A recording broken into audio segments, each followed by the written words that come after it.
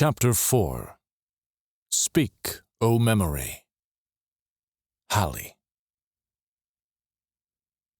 Around the corner from Beckham Books, and tucked into an even quieter side street, Alli fumbled with the key to her apartment. Blasted thing wouldn't go into the hole properly. It wasn't because her hands were shaking. Nope, not at all. It didn't matter she'd been fired and carried her last pay sum in her satchel, nor did it matter that some egotistical jerk had insulted her, making the night even worse. It was fine. Everything was fine. She would get a job at the university, maybe, even though most of the assistant positions in her department had been filled weeks earlier when the term started. She would figure it out. Alli wouldn't have to move back home to Stoneset, the place where she'd slowly forget all the wonderful things about Kaivenna and her dream life studying the ancient Yalvs. No, she would find a way to stay. She swallowed as she finally got the key into the lock properly and turned it. Stuffing all her worries behind the wall in her mind, she breathed slowly through her nose. As she did, the smaller clock tower down the lane, built in remembrance to those who'd died on the long journey from Earth to Yalvara, rang out the time. 7. Oh, crashing stars and moons! Alli wrenched open her door and flew in. Petra would be there to pick her up for the theater in 15 minutes, and Alli was still wearing trousers. The pile of books on the shelves in her tiny parlor might look messy and disorganized to some, but she had a system. She'd organized each pile by genre, author, and even color. Yet they were all reminders of the job she'd lost, so she ignored their judgmental eyes as she flew past them into her bedchamber. After throwing on a proper skirt and not bothering to change her blouse, she tied on her red maiden belt and attacked her hair. Alli didn't have her mother's clever fingers, so after some deliberation and painful twisting in the mirror, she left it in its too messy bun but pinned back the wayward hairs that always seemed to come loose. She wouldn't miss a second of Odysseus's trials because of her hair. Beep beep. Blast. Petra's motor coach. Stuffing her money pouch into her satchel, Alli hurried out the door and back into the living area. She grabbed her jacket from where she'd thrown it over the second-hand couch with the threads fraying at the seams and flung open her door. "Hurry! We're going to be late!" Petra called over the rumble of the engine, her ebony hair shining in the fading sunlight. Hallie's gray skirt tangled around her ankles as she rushed to the coach and slid in behind her friend, shutting out the putrid scent of Yalvar fuel. The use of the caustic fluid was better than the steam engines, but she hated its scent. It reminded her of toasted flesh. Repulsive. "Sorry, Petra, I lost track of the time." "To West Jade Street," Petra told the driver instead of answering. Alli ran her hand over her pocket watch and breathed deeply. "What time is it?" 7:15. "What?" Alli groaned. "I was on time. Why'd you shout at me?" The coach jerked into motion as her friend straightened her shoulders. "If I hadn't, you wouldn't have hurried."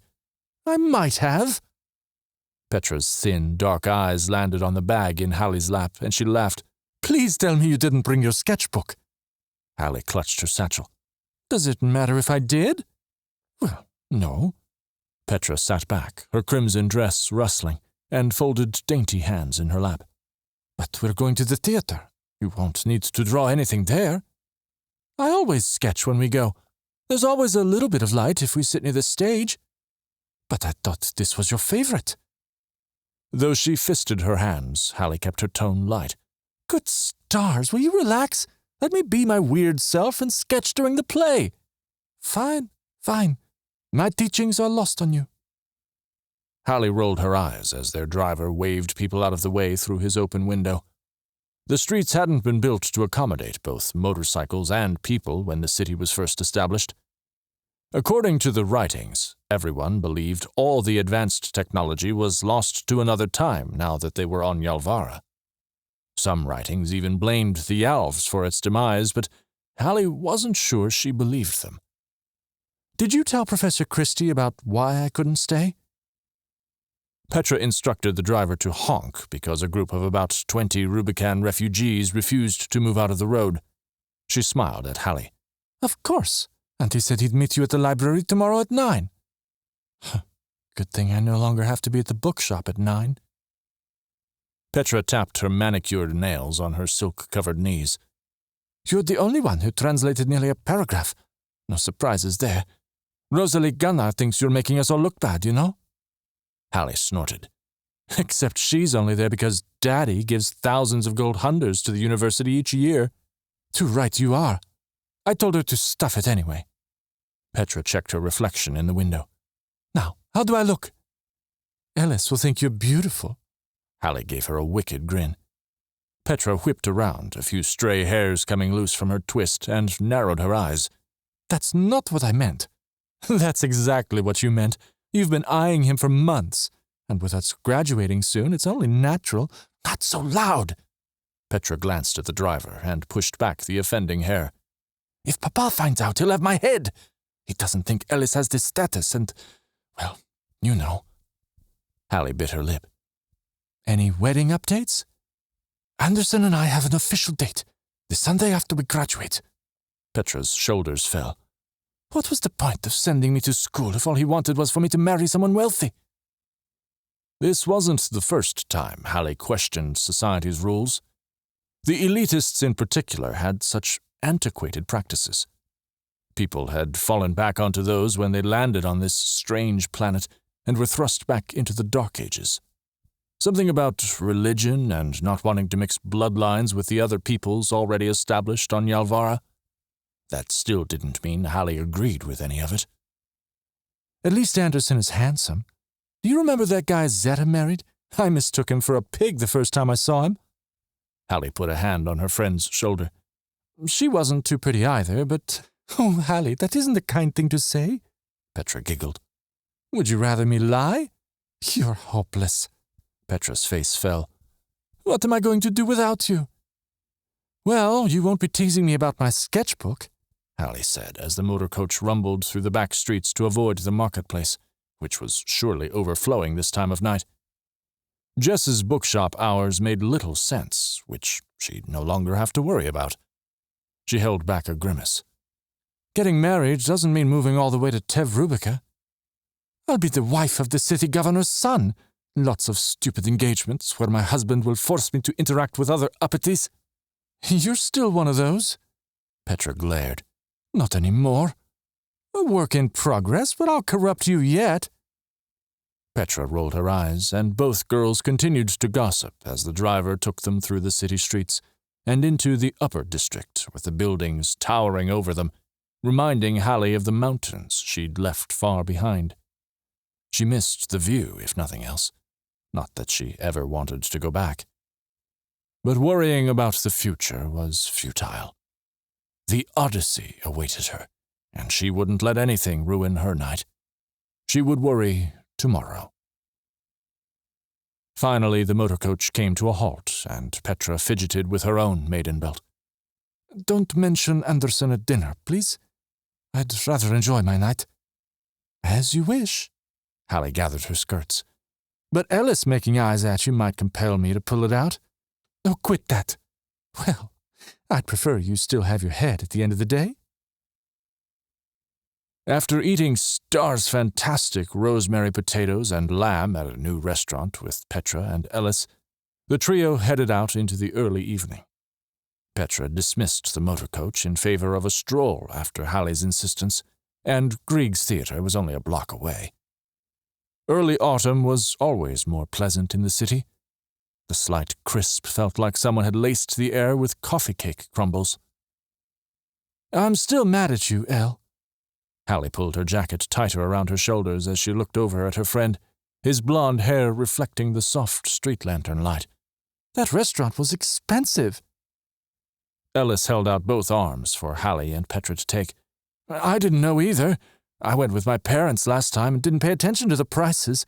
I'm sorry, but now you're simply in my debt. I'll come up with something good.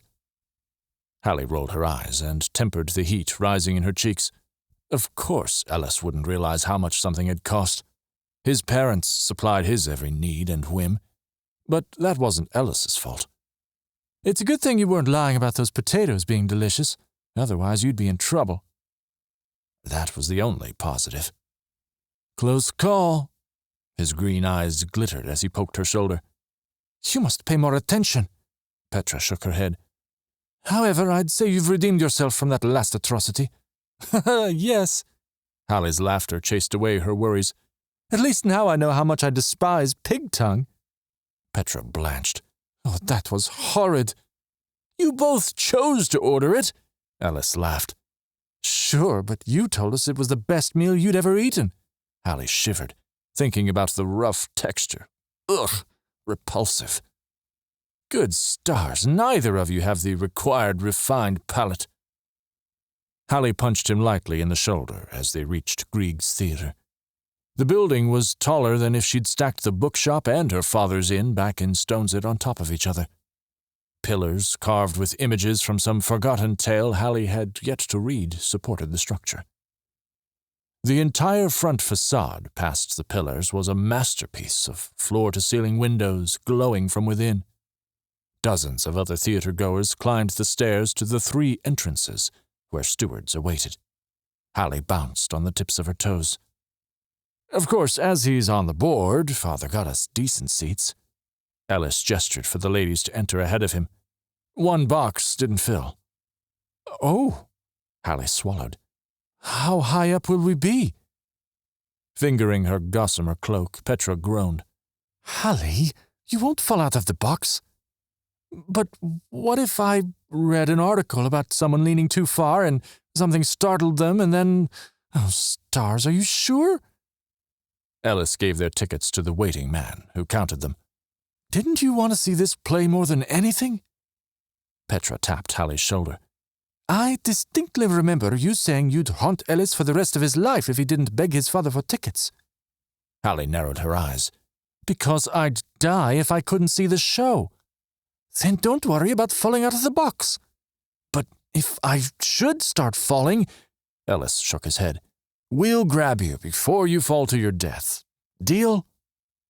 Hallie didn't answer because as soon as she laid eyes on the opulent foyer, her fear vanished. It was her second favorite at Grieg's, the stage itself being the first, if one considered that a room.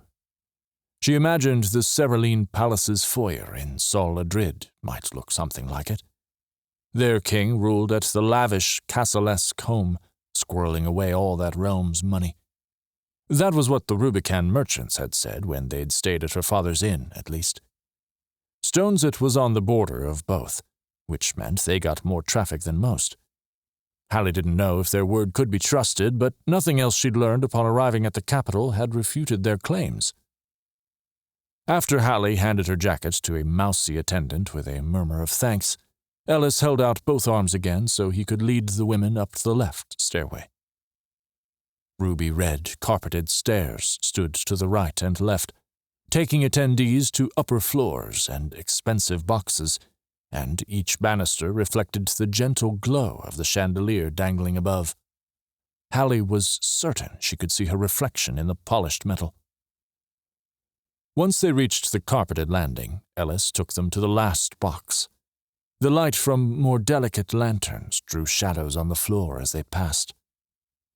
The box only seated 4, but it had a magnificent view of the stage.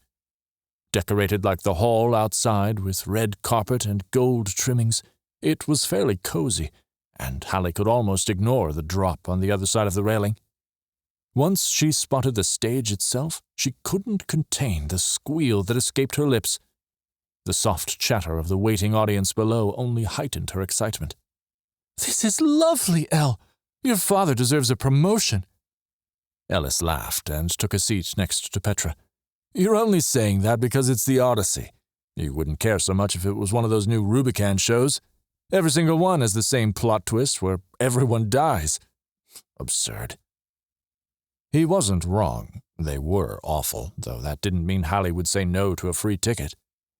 Besides studying at the library, going to the theater was her favorite thing to do in Kaivenna. Look at this program.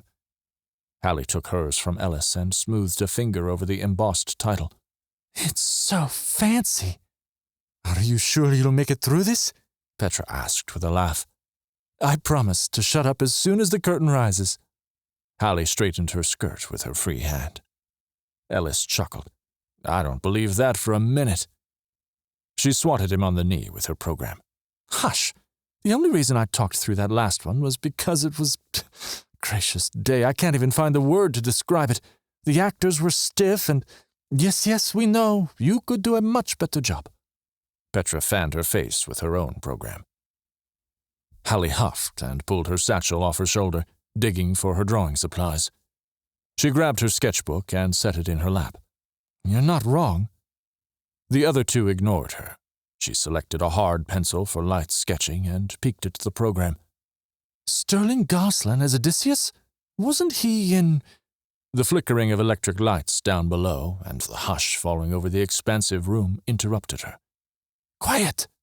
Petra poked her and pointed to the stage as the thick velvet curtain parted. "How about you not give me a bruise? Oh!" Alli swallowed her words and stuffed the program down beside her satchel. She leaned forward as far as she dared, a grin pulling at her lips as 9 actors, must have been the muses, waited, lights reflecting off their pale, masked faces. Their voices echoed as they recited, "Speak, O memory!" Alli put her chin in her hands, her sketching supplies forgotten as they fell off her lap, pencil rolling across the floor. And for once, she didn't even care. Kase. For a small traveling troupe, Kase thought the performers had done a decent job with the play. They couldn't fit every little detail into the 2-hour performance, but the actor playing Odysseus, Sterling something or other, was wonderful. The director accomplished quite a feat with the ending scene. The surprised looks on the suitors' faces as the beggar transformed into Odysseus were fantastic. However, to Kase, the man's reunion with his wife was the most touching scene. If only love was actually like that. His mother and father certainly didn't have it. Jove and his wife seemed happy enough, but he wasn't sure she'd wait 20 years for his brother to return from war. Kase wouldn't stick around that long for Jove, that's for sure. His older brother's more corrosive words from that afternoon still stung. But then again, he'd be leaving the city soon, so did it matter? Stepping into the corridor with the plush red carpet, thoughts of the mission clouded his mind. What was it? Where was it? Maybe it was a covert mission into neighboring Cereline? The furthest he'd ever gone was to ferry a local governor to the Crystalfell region on the other side of the Narden Range. Once. He and Skibbs had been in one of the larger, fancier hovers and had also flown through a storm. Not ideal. The other missions had been within an hour's flight. The relationship between Jade and Cereline had never been pleasant, but it had been at least 2 decades since the last major conflict. That had started because of clashes over the use of the Narden mines, which held zuprium, an ingenious native metal that didn't rust. It also seemed to have other, superior, almost magical qualities, as Kase's uncle found nearly 20 years before. His discoveries led to the construction of hovers. Something about fusing the metal with electricity made the devices fly. Either way, the war ended with Jade the victor after 5 long years, and left Cereline in the dark and hungry for revenge. In the last few years, there'd been whispers of unrest, something about border raids and people disappearing into the wilds, but Kase didn't follow politics. All he knew was that some said Cereline was the reason the Yalves had disappeared some years ago. As he followed the trail of people leaving the boxes, a faint memory of he and Anna sliding down the banisters crept into the peripheral of his mind and interrupted his thoughts. At the bottom of the staircase, he turned away from the spot where he'd fallen off said banister and cracked his radius clean through on the edge of the stone stair. That was before the theater had added the carpet that reminded him of blood. He remembered his mother's tear-choked voice and his father's hard, unblinking stare, promising retribution for their childish actions, although Kase had only been 7, Anna 6. Blasted memories. He rubbed at the spot on his wrist where the bone had cracked.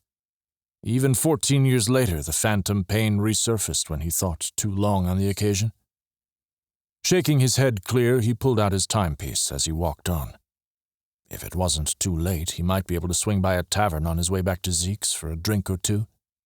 He could afford a morning with a pounding headache, the only perk of not being allowed within 10 feet of his hover.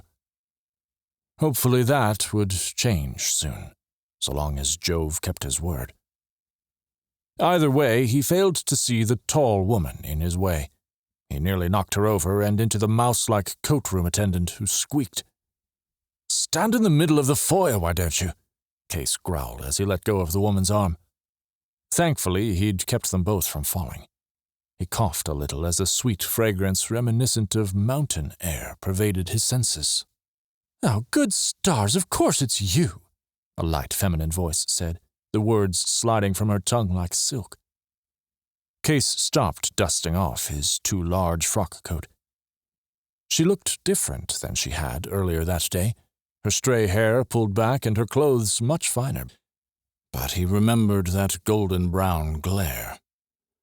Blast. Throwing his shoulders back, Kase scoffed. "Bookshop girl! Well, isn't this such a pleasant surprise? Here I was, hoping I'd never see you again." The girl's hand curled into a fist. The feeling was mutual. Kase gritted his teeth and gestured for the attendant. "My hat, please."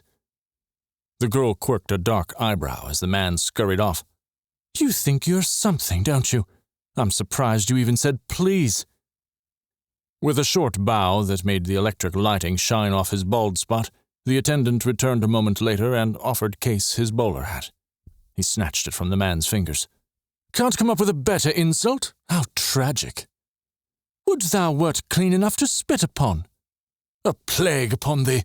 Thou art too bad to curse." Kase gave her a satisfied grin as her eyes narrowed. "I'm surprised you've heard of Shakespeare. From your accent, I'd say you're from the mountains, and everyone knows the further up the peaks, the more teeth you lose." The girl's nostrils flared, but Kase didn't stop there. "Maybe you came here to better yourself? To see if you could pass for someone important?" "Of course someone as high and mighty such as you would think so little of us lessers." Her words were stilted and stiff, like stones falling from her lips. A few theater patrons paused to look, but continued after a quick glare from the girl. "At least I don't barge into bookshops after hours and demand to be served." "I didn't demand anything." But she wasn't to be deterred. Her voice dropped low. "The world doesn't revolve around you, you know, but your head is so far up your—" Kase gripped the hat brim so hard he nearly ripped it, a roar of agitation drowning out her words. Who in the moons was this girl? Why did she insist on antagonizing him so? Why couldn't he leave through the front doors? Others milled about them, grabbing their personal effects and bleeding into the moonlit night, laughing and chattering, perfectly pleasant, yet red creeped in at the edges of his vision. "So excuse me if I don't bow to your every blasted whim," she finished, her breaths coming in huffs. Kase mashed the hat onto his head. "At least I'm not a two-blistered wench begging for scraps at the university's table." The words were out before he could stop them. A momentary silence fell over those nearest as bookshop girl's hand flew through the air. Kase's head listed sideways, his cheeks smarting from the blow. Several passers-by gasped. Kase caught a few scandalized whispers, but no one stepped in to help. Selfish creatures. Bringing a hand to his face, he blinked once, twice. His father's words came back to him in that moment. "I'm through with you disgracing the Shackley name." Maybe Harlan was right. Glassy tears pooled at the corners of the girl's eyes. Kase ignored the clawing sensation in his chest. There was no taking the words back now. They hung in the air like the night's gathering frost. He hadn't meant them, but her unfounded prejudice drove him to the edge of his sanity, especially after his past couple of days. "Hals, the coach is here," a new voice interrupted. "Is Petra with you?" Bookshop girl blinked and hurried away, but not before she made sure to shove past Kase, her shoulder digging into his upper arm as she did. "Hey, how dare—" His words died on his tongue as he exited the theater and watched her stomp toward a young man at the bottom of the stairs, a motor coach with gleaming hubcaps stalling nearby. Kase's stomach dropped when he made eye contact with the gangly young man sporting golden blonde hair. "Kase?" His voice was light and airy, opposite to what Kase felt in that moment. "Is that you?" The bookshop girl spun, eyes still glistening, and scowled up at him. "Ellis, who are you—" Blast, blast, blast! Kase attempted to force his way back into Griggs, but a woman dressed in rustling scarlet blocked his way. She gave him an appraising look before slipping past. "Kase!" Ellis called again. Kase didn't acknowledge him, but footsteps slapped the stone stairs before a slender hand grabbed his shoulder. Kase fixed his face into what he hoped was a pleasant expression before turning around. "Ellis, I didn't recognize you." Ellis gave him a short bow before waving to the bookshop girl and the woman in scarlet who'd prevented Kase's escape. He nearly groaned aloud. Of all the rotten luck. "How long has it been? 3 years? 4? Ellis asked as his companions joined him. The girls whispered as they approached, the scarlet-dressed one tugging bookshop girl along as they climbed. The latter faced away from them a few steps down, her shoulders taut. Around the time I joined the cruise." Heat crept up the back of Kase's neck as he watched her from the corner of his eye, probably only making the handprint he was sure graced his cheek even worse. He hadn't meant to let his temper get the better of him, yet here he was again. Fingering the ring on his little finger, he cleared his throat and avoided looking at the young woman. Ellis probably could have guessed the actual reason he'd dropped out of school, but it wasn't a topic for polite conversation. Nor did Kase want his entire life story spilled into the open air. That required too many pints of ale in the darkest booth in the dirtiest tavern Kaivenna had to offer. "Right." Ellis's voice was as warm as the sun and oblivious to the subtext of Kase's clipped words. "And you've been good?" "Fine." The gangly man turned to his companions. "This is Petra Lieber of Kaivenna. Her father owns most of Starson Street." The young woman in scarlet silk held out her hand. Kase took it and offered it a swift kiss, though his stomach was still in knots. "And we've met," the bookshop girl interrupted, looking over her shoulder. Kase caught the Lieber woman's whispered, "Alli." Ellis coughed. "This is Kase Shackley. We went to school together before I enrolled at the university." Kase shoved his hands into his jacket pockets. "I apologize for my rudeness, Elle, but I need to go. It was good to see you. My driver—" Alli snorted and spun around. Her eyes no longer glistened with unshed tears. Kase clenched his hand. "I'm sorry, did you want to say something?" "Not at all." She waved a hand. "Run along. Your chauffeur must be in fits waiting for you." "Indeed, he had a few of those on the way here. Poor chap. I'll let him know you're concerned. Hallie, was it? Again, it has been a pleasure." He spat through gritted teeth. He bowed to the others and turned away. Hallie's stare burned a hole in the back of his head until he disappeared down the stairs and slid into the hired motor coach. Hallie. Watching the vexing Kase Shackley's motor coach drive away, Hallie ground her teeth. Why did he have so much power over her? Why didn't she simply shrug off his insults? In fact, she might have even forgiven him if it hadn't been for him calling her that. Tears of frustration budded once more. And of all days for someone to bring up just how much she'd had to do to stay at the university. He'd deserved the slap 10 times over. His name sounded familiar, but she couldn't place it. Her friends looked at her with varying degrees of irritation. Really, Hallie? Petra shook her head, stray hairs bursting loose from her elegant twist. You embarrassed us. Hallie shrugged and tried to push down the heat rising in her cheeks. Ellis spoke up next, fingers pinching the bridge of his nose. Do you know who that was? Hallie fingered the strap of her satchel as she shook her head. Ellis groaned. He's the son of Harlan Shackley. Again, familiar. Harlan Shackley? Wait, isn't that... Petra stepped next to her and whispered, Yes, Lord Capitan Harlan Shackley, the man who runs the military, part of the High Council. This time, Hallie couldn't stop the blush. Oh, yes, that Harlan Shackley. And you've just insulted his son, Petra added. I hope they don't send you to the dungeons. You'd never survive. Dungeons? Ellis scoffed. She's kidding, but Hallie, what were you thinking? You don't go insulting those of higher station than you. Those of higher station need to learn manners. Hallie crossed her arms tightly over her chest. He came into the bookshop today, and he was rude and inconsiderate, and he called me a... Ellis threw his hands into the air. We need to go before you get us all thrown in the dungeons. But you said... Let's go, Ellis interrupted, opening the coach door. Hallie clamped her jaw shut, but it was painful. Ellis helped Petra inside. Hallie shook her head, and Ellis rolled his eyes. You're being ridiculous. I'd much rather walk. Ellis paused halfway into the coach. And if you get mugged on your way back? Better than riding with you lot. Hallie, Ellis's voice thinned. You know how society is. People like you have to play by the rules, same as the rest of us. People like me? I didn't mean it like that. Then how did you mean it? He blinked and shook his head. My point is, it'll be less stress on you in the long run. She simply crossed her arms until Ellis cursed under his breath. Suit yourself. I was just being honest. And with that, he climbed into the vehicle.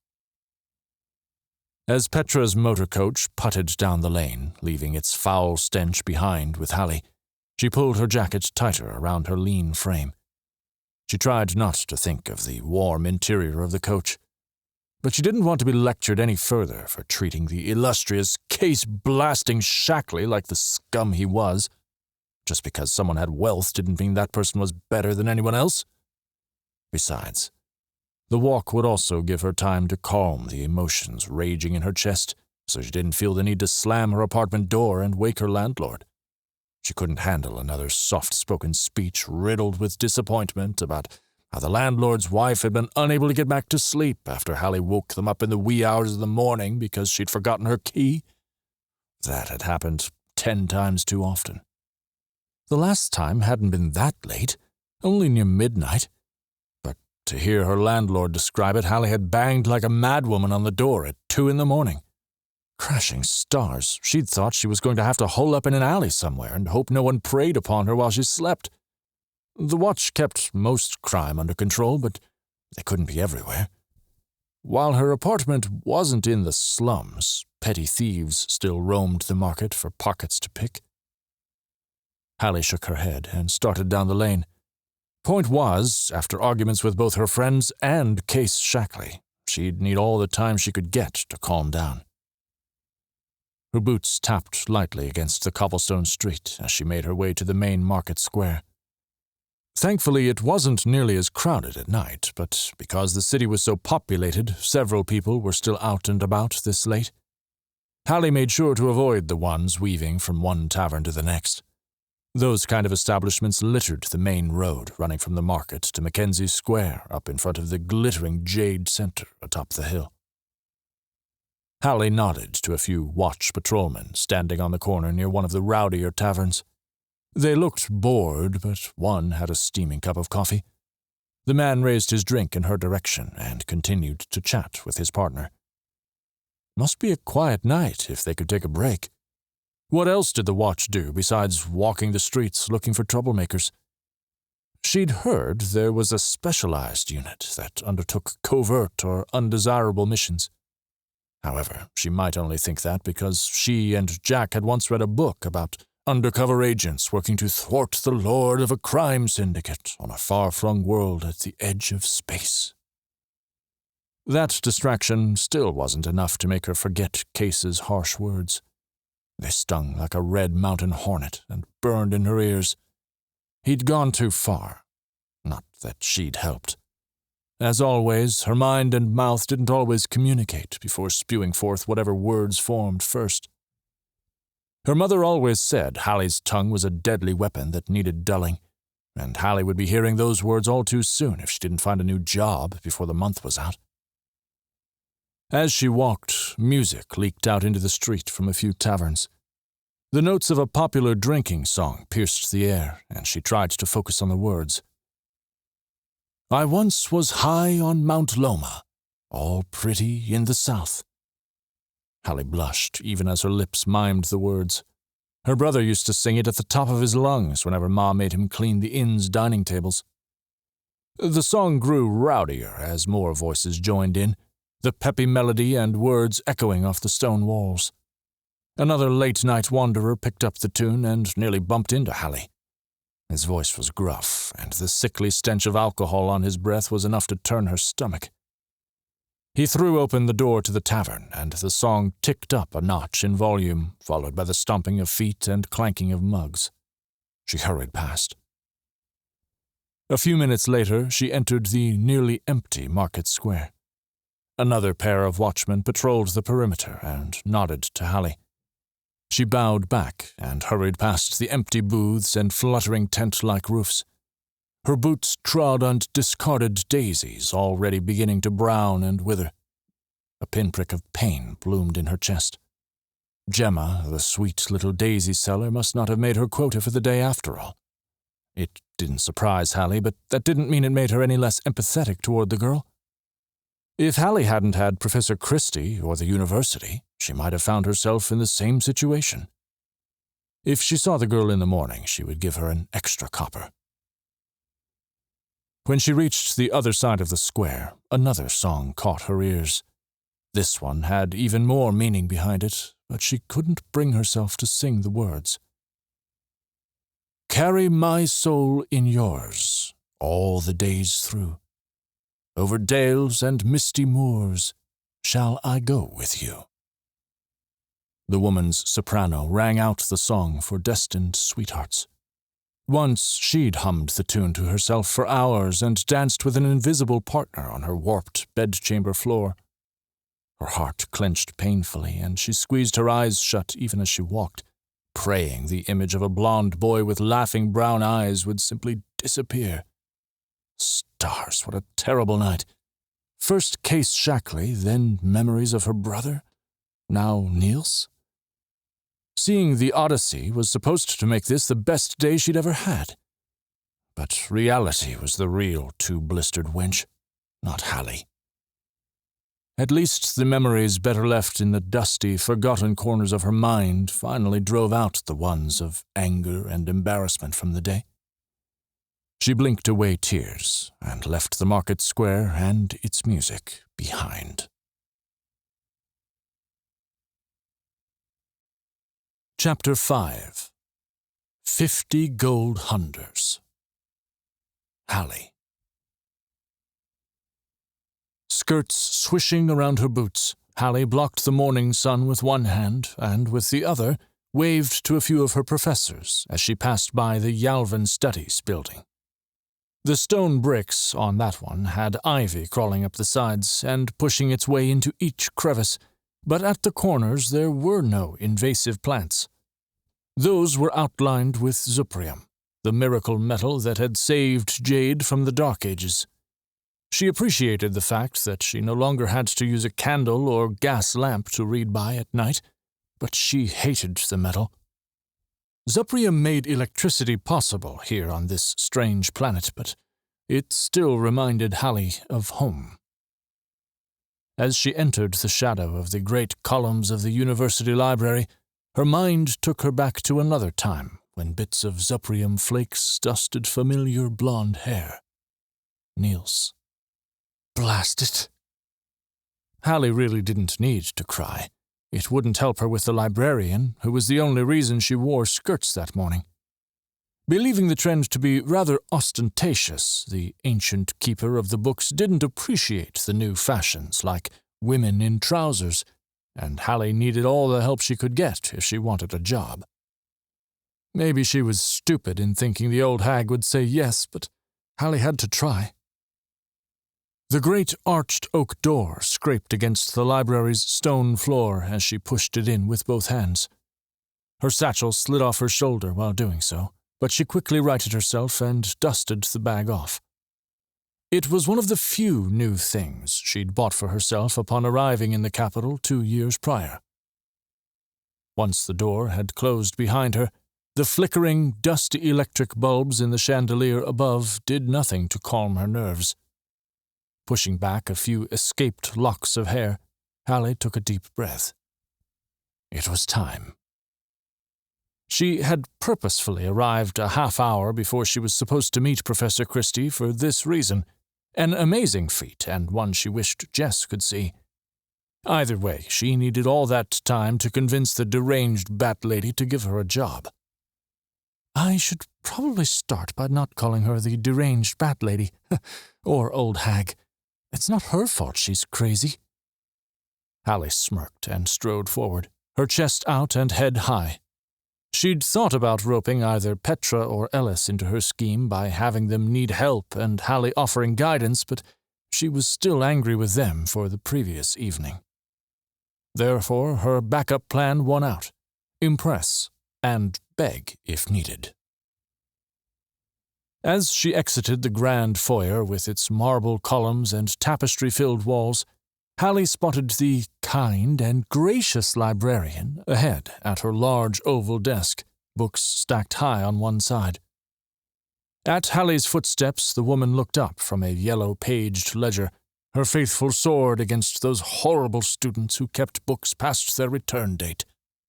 Halli had never failed to return a book on time.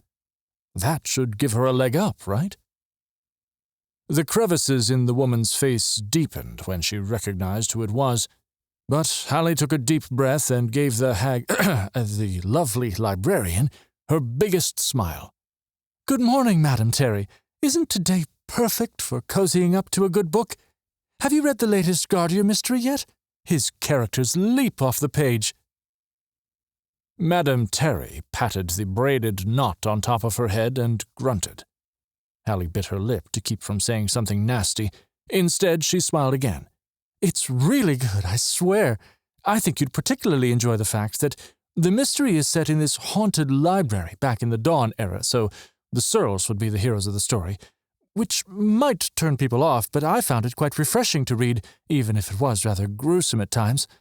There was this one part where the killer murdered the main character's love interest with only a—" The librarian went back to her ledgers, and Halli trailed off, holding back all the Shakespearean insults that flooded into her mind, froward and unable worm being the most prominent.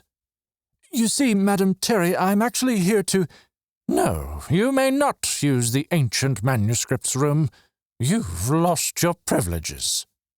"I was starving, and I didn't get any crumbs on anything." Hallie's heart sped, but she tried to slow it down. "I'm still filing an appeal with Dean Himmel, and he—" Halli cut herself off before she lost her temper and completely blew her chances, though they might have already been at the bottom of the ocean with the countless ships lost trying to find the Tassava continent. She cleared her throat. "What I mean to say is that I don't need to use that room today.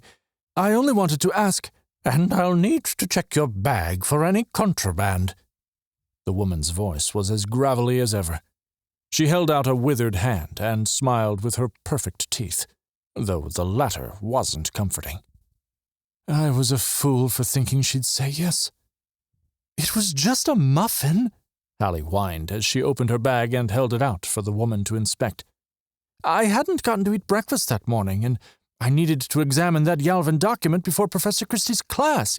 You and I both know I'd never do anything to damage a book or manuscript."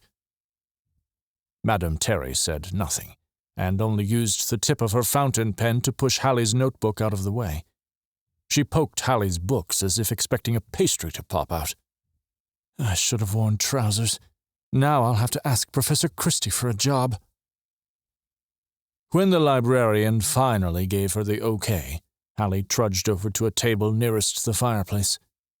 The small flames in the hearth didn't do much to warm her. She'd hoped to avoid asking Christie, because then she'd have to explain why she'd lost the last one he'd helped her get. Blast all the stars. With a burning in the corner of her eyes, Alli got out her Yalvan language book, as well as yesterday's unfinished translation. Working on it would keep her mind busy until the professor arrived, and hopefully she'd figure out a plan to talk to him about an assistant's position. Good stars, Alli had never been so stuck on a translation. It wasn't technically her fault, granted. With half the word faded out, trying to figure out what it said was nearly impossible. Underneath the offending blank, she had a running list of possibilities, but each were more nonsensical than the last, the most recent being netherbee, a type of disgusting insect who lived under the ground and whose sting induced mild to severe hallucinations. Alli doubted the Yalvs meant that because "they came with sparking netherbees" nearly made her laugh out loud. It was a good thing she didn't do so, as the old hag of a librarian kept a wary eye on her, probably hoping Alli would mess up. That way, Madame Terry could officially ban her from the hallowed library halls. Hateful froward worm. Yes, that insult fit nicely. It also helped dry the remnant of tears from Hallie's eyes. After sticking her pencil in her hair, she tapped her fingers on the parchment. But what could it be? 2 words near the top of her list were contenders, but they didn't quite fit with what she knew about the Yalvs. Maybe she should ask Professor Christie whenever he finally arrived? The 9 o'clock bells had rung nearly 10 minutes prior, yet the elderly teacher was nowhere in sight. Should Alli go to his office? She didn't think he had students at this time, but she wouldn't see him until her own class that afternoon. Why he had wanted to meet with her beforehand was a little confusing, but Alli didn't mind. She didn't have a job anymore. Traitorous tears burned again at the corners of her eyes. Blast it! "Miss Walker, I'm glad you're here," a crinkled voice said. Hallie's head shot up, her hands flying to her eyes and brushing away any leaked moisture. Striding toward her was Professor Christie himself, bushy white mustache and all, his spectacles pushed into his fading hair. He must be nearing 70, but bits of hair tucked behind his ears were still a soft red, much brighter than her own auburn. With a smile, she stood and tripped over her tangled skirts. She caught herself on the edge of the table before she could make a complete fool of herself. Not that the boy sitting 3 tables away hadn't seen her tears earlier. "Professor, I was getting worried you'd forgotten all about me." Alli rearranged her skirts to avoid another catastrophe. Stars-blasted fancy clothing. Professor Owen Christie grinned, showing off his mismatched teeth, and straightened his gentleman's morning coat. "I apologize, my dear. I was busy studying part of the document I set you lot to translating yesterday, and time just ran away from me." He chuckled while patting his portly middle. "And a few pastries might have been involved. I found the most delightful bakery en route to the university. Elaine isn't happy with me skipping breakfast with her, but bless her soul and stars, her cooking just can't compete with those cinnamon buns." "It's quite all right, Professor. I've had more time to stare at my list of impossible translations, which in turn led me to ruminate on leaving university and exploring the wilds of Saraline." "That bad, huh?" Alli took her seat again, and Christie followed suit. She handed over her notebook. "I have several possibilities, but as you can tell, parts of the word or phrase were too faded to translate accurately. However, based on my knowledge and the little research I've done, the 2 words near the top seem to be the most feasible." She pointed to those, and Christie leaned in closer, pulling his spectacles down. Hallie continued. If I have to go with my gut, the word is magic, but abstract sciences might also fit. Both kind of mean the same thing, but I'm leaning toward the former, seeing as most of the older texts, Ravan Chorzel's cultural practices and beliefs of the Yalves included, points to the Yalves having some sort of power the scholars couldn't quite understand. They were alluding to the essences, of course. Therefore, the use of magic here would work, even though it confuses me. Her professor nodded. Why would that confuse you, dear? I know you've already taken Yalvan arcane theory. Hallie took back her notebook and ran her hand over the words. Except all the records we have show the landing and subsequent settling here on Yalvara were peaceful, barring the fact that many panicked when all the technology went dark. Out of the corner of her eye, a man entered the library and stopped at the front desk. He removed his fisherman's hat to reveal short, dark hair, where the longer ends seemed to want to go their own way. He tugged at his jade-green watch uniform sleeves as he argued with Madame Terry. Hallie blinked and focused on Christie's next words. I knew it.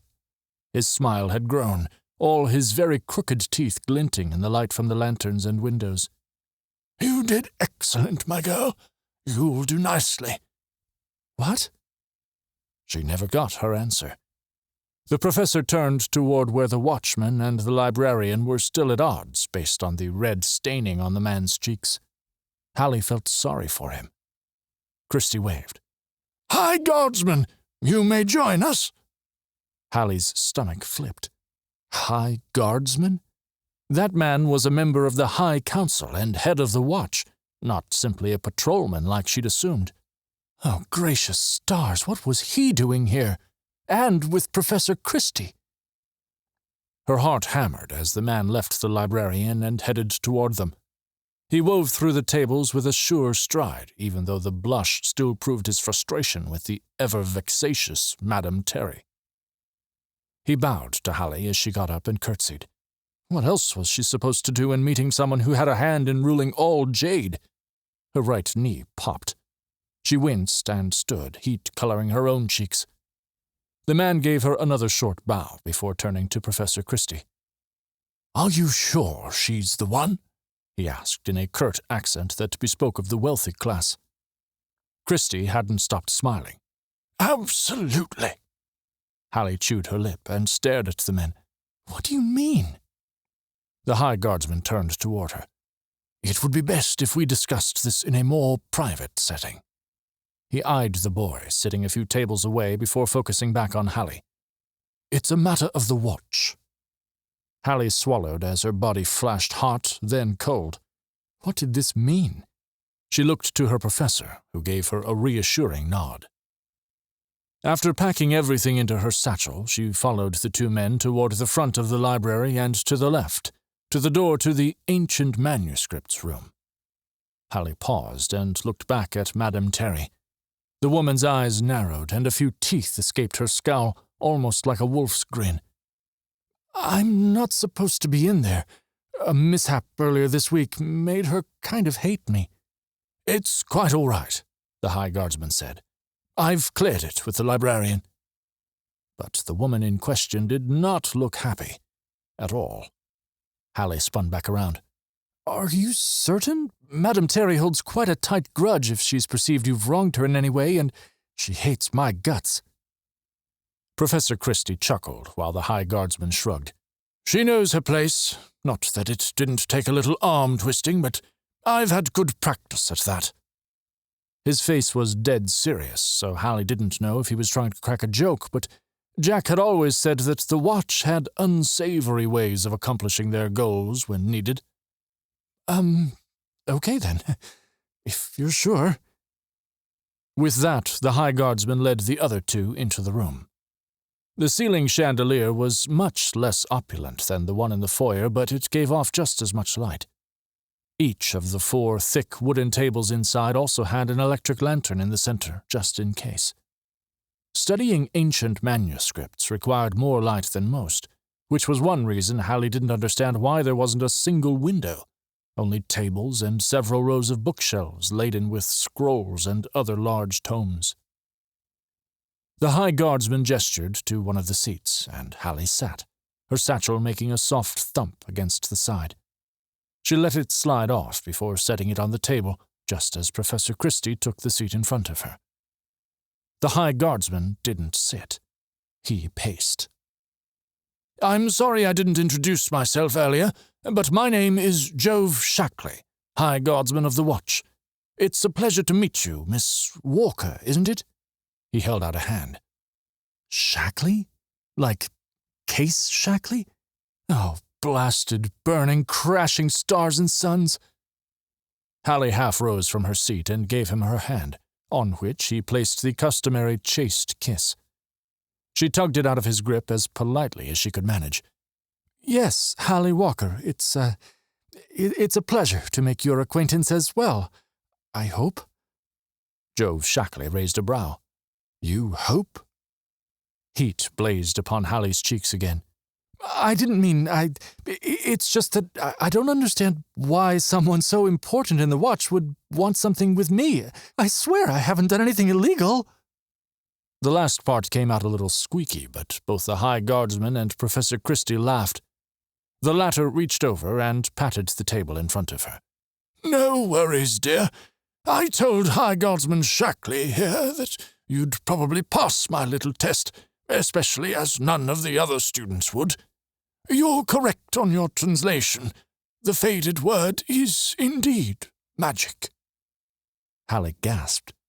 "I was the only one? Really? I mean, it was difficult, but I would assume someone else would have also—" She trailed off when the older man shook his head, a few wisps of thinning hair falling onto his eyes. He pushed them back. "I didn't doubt it'd be you. As you correctly stated, the elves did have a sort of power, which some might refer to as magic, and, of course, coming from First Earth, it was a bit of a shock, but I digress. I'll let the High Guardsman continue." "Yes." Jove Shackley folded his arms and looked her straight in the eye. "While I cannot say much here, you, Miss Walker, have been selected to join a mission for the Watch. With your expertise and Owen Christie's high recommendation, I believe you are the correct person for the job." "Mission for the Watch? What in the blazing stars—" Hallie waited a moment, but at his silence she said, "I'm not sure what—" "It's complicated, and I'm not allowed to say much." The High Guardsman rubbed a hand over days-old stubble. "I've been put in a tight bind, but this mission is quite serious, and of the utmost secrecy. We don't know how long you'll be gone, but what you accomplish will save many lives. I can't say more than that. I'll understand if you decline, of course." "You expect me to say yes based on such scant information?" Hallie's nerves tingled. No return date? Would this also mean she wouldn't have to return home? "What about my studies? I have to graduate next spring." Professor Christie held up a hand. "I'll be your required mentor for a sabbatical. I've already talked with the Dean of Students, as well as the head of the university." Hallie's mouth popped open. "But that isn't available to undergraduate students." "I've taken care of it, Miss Walker, I assure you," the professor said, leaning thick elbows onto the table. "You are the best choice out of all the students, and a far better one than a paunchy old man past his prime." New tears blurred Hallie's vision. After the day she had yesterday, it was a miracle she wasn't babbling at that response. I don't know what to say." The High Guardsman leaned his hands onto the table, his long fingers splaying out on the deep-stained wood. "This mission is in service to Jade, and you would be paid 50 gold hunders upon your return." "What?" Hallie sat back as far as her chair would allow. 50 gold hunders? That would pay for another 3 years of tuition and then some. The High Guardsman looked back towards the door before making eye contact with her again. As I said, this mission is important. It doesn't come without risks, but I'll do it. Staring that money in the face and rejecting it would be ludicrous. The High Guardsman's bushy eyebrows rose so high they nearly disappeared. You don't need any time to think? Alli shook her head. Any reserve vanished. That morning she'd believed moving home was her only option, but with 50 gold hundreds? Shocks and bolts and stars twinkling in the sky. If Professor Christie believes I'm qualified and you pay me that sum when I'll return, I'll fly to the blasted sun and back if you ask me to. She clapped a hand over her mouth. Sorry. Both men looked at her for a moment and then burst out laughing, the relieved kind, not out of derision. It was the High Guardsman who spoke. Stars. Owen said you'd be willing to help. Professor Christie nodded, a smile fixed in place. Jove Shackley continued. But I didn't expect... Well, I appreciate your cooperation, Miss Walker. We'll meet this afternoon at 3 in the professor's office to discuss further. With a bow to both her and Christie, he left through the door, his hat back on his head. Alli turned to her professor. I don't know. Thank you. She played with her pocket watch, trying to find her words. After yesterday, I didn't think I'd be able to... Just thank you, Professor. He squinted. Of course, dear. You've done me proud. Now, say, what is that you're playing with? May I see? Hallie's fingers closed around the family heirloom for a moment. You mean this pocket watch? He nodded. I've never noticed the carvings on the cover before, though I know you wear it religiously. All right. She lifted the chain over her head and passed it to him. It was my brother's, but he passed it on to me before I came to Kaivenna. Not the whole truth, but not a complete lie. Even though she and the professor were close, she didn't think he could stomach the details of how it had passed to her. When she'd told Ellis and Petra the story of how her brother had been crushed in a mine collapse, they'd refused to treat her the same for a week. Alli couldn't stand for anyone to walk on eggshells around her, and if the professor knew just how unstable she was inside, especially with the loss of her job, he might not let her go on this mission, whatever it was. He took the watch with wrinkled fingers and inspected it. Curious. Do you know what city it is? All I know is that it's been in my family for ages, so who knows? I understand why you keep it so close to you, then. Christie furrowed his brows, but eventually held the watch back out to her. Alli took it, and he stood, using the table to aid him. Anyway, you've done me proud, Miss Walker. Now, enjoy the journey of a lifetime. Just make sure to document it so I can live vicariously through you. And with a small pat on her head, he left the room. Alli slipped the chain over her head, and the slight weight of the watch thumped lightly against her chest.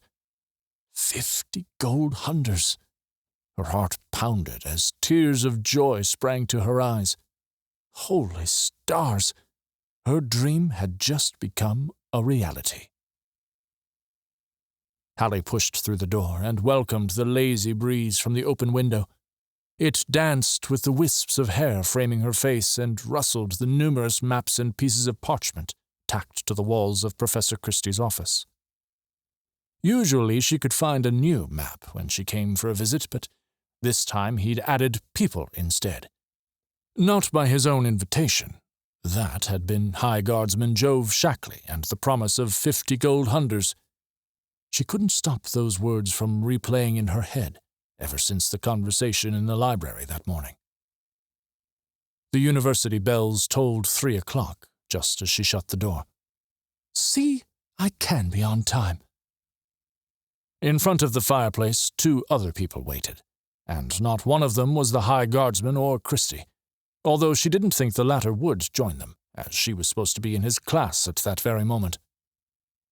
Careful not to trip over the skirts she'd yet to change, she walked up to the others gathered around the empty hearth. Hello, I'm Hallie Walker from Stonesit. Hallie winced at her own too loud words. Just act normal.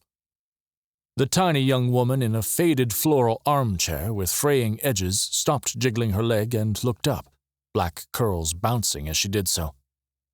She gave a short wave with a small, russet-brown hand. Ebba Fleming, Cavenna. Nice to meet you. Hallie turned to the next occupant. The man towered over her, his immaculate green military uniform making him seem even taller. His dusty brown hair was shaven on the sides, but longer at the top in the usual soldier style. The insignia on his shoulders told her he was high up in the military's pecking order. Impressive for someone only a few years older than she. He uncrossed his arms and held out a calloused hand. Stars, he's handsome. My name is Zeke. Hallie gave her hand for him to kiss and raised an eyebrow. No surname? Just a random soldier crawling in from somewhere? Zeke's mouth quirked. I'm from Cavenna, same as Miss Fleming here. It's Ebba, and technically I moved here from some town you've probably never heard of, Ebba said. Still counts. The girl shrugged. So, Hallie, you said? Why are you here? Hallie walked over to a matching floral armchair and took a seat. She slid off her satchel, placing it on the low table in front of her, and leaned forward. High Guardsman Shackley asked me, and offered more money than I've ever seen in my whole life. And you? Ebba raised an eyebrow. I can fix anything. Anything? The girl sat up straighter in her chair. I completed the university's mechanics course at 15, youngest ever. Zeke laughed. Your confidence could rival Kase's. Ebba whipped her head around and groaned. That dull cop rejected my request to join his ground crew. Kase? Hallie's stomach clenched. Surely they weren't talking about the same one. My brother. Oh, Hallie swallowed. Still, might be a different one. Don't hold it against me. The soldier grinned, a sparkle in his hazel eyes. Not all Shackley men are... 3 Shackleys? Burning stars, there were 3 of them? She should have run screaming in the other direction. The door opened, interrupting Zeke. Hallie recognized the High Guardsman, but the man right behind him was new. He had hair the color of the sun, and his pointed features were reminiscent of the fox living in her parents' back garden. He was much shorter than Jove Shackley, only coming up to his shoulder. A third person shut the door. A soft growl escaped her lips. Hopefully no one heard. It was him again. Kase Shackley. What had she done to deserve such a cruel and unusual punishment? When his eyes fell on Hallie, he smirked as he went to stand beside his brother Zeke. She glared back. Kase finally broke eye contact as the High Guardsman spoke from in front of the hearth. Hallie took the small victory with a smug smile. Thank you for coming, the High Guardsman began, scratching his stubble. The Watch is grateful to each of you, even when you didn't know what the mission was. I assure you, your service will be invaluable to the realm and its survival. He looked at each of them. Hallie peeked at Kase as he gave a slight roll of his eyes. How did he get invited to this? He must have thought he was so important with his pilot goggles around his neck like a wealthy woman's jewels. Ugh. Before we begin, a few introductions are in order. Most of you know each other, but Miss Walker does not. The blonde cleared his throat and stepped up. I'm Agent Ben Rice. Used to be a pilot in the crews before joining the Watch. Ebba sat tall in her chair, her hands folded on her knees. The action drew Hallie's attention to the girl's trousers, not skirts. A small part of her warmed at the sight. Ebba Fleming. She blew a rogue curl out of her face. Miss Walker and I just met. Zeke stepped forward to shake Ben's hand. Good to see you again, Agent Rice. Agent Rice smiled, but it didn't reach his eyes. The soldier nodded and stepped back. Now that all 3 Shackleys were together, the resemblance was as plain as light on the water. Kase was a blending of the two, but she couldn't figure out where that hair came from. All heads turned toward the pilot, but he looked directly at Hallie. We've met. Blasted stars, idiot. In his clipped Kyvena accent, the echo of her words at the theatre was even worse. Out of the corner of her eye, High Guardsman Shackley clenched his hands. Maybe she wasn't the only one irked by Kase's behavior. No matter. It was fine. Kase Shackley could think what he wanted. She arranged her face into one of calm. My name is Hallie Walker, and I hail from the illustrious town of Stoneset on the other side of the Nardens. I'm the scholar on this mysterious mission. She offered a blinding grin to Jove. The High Guardsman looked taken aback by her introduction. Thank you, Miss Walker. He paused and took in the group once more. I've assembled the finest team possible, and I expect each of you to show the utmost respect for one another. His gaze lingered on Kase, who inspected the dusty terrarium on the shelf near him. Hallie narrowed her eyes. Sure, the petrified toads inside were dressed in ruffled tunics and tights, and they'd been staged like one had stabbed the other in a duel of swords, but if the High Guardsman had been glaring a hole through her head, she wouldn't have been quite so unconcerned. The High Guardsman tucked his hands behind his back. With a mission this dangerous, I'll give you one more opportunity to back out. He paused. If you stay, know that this is for the good of the realm and its future. This is your last chance to say no. No one will penalize you for that decision. 50 gold hunters. 50 gold hunters. The words beat in time with Hallie's heart. When the silence threatened to crush her, he continued. Your reputations are not unfounded. Thank you. Now, let's talk. Pilot Shackley, secure the room. The messy-haired brother's nostrils flared, but he obeyed, shutting the window and locking the door. Secured, High Guardsman Shackley. He rejoined the group. The High Guardsman stared at him for a second before moving on.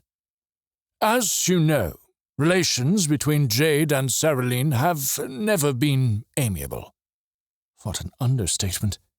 However, over recent years, our cache of Zuprium has dwindled dramatically, while Saraline's has done the exact opposite.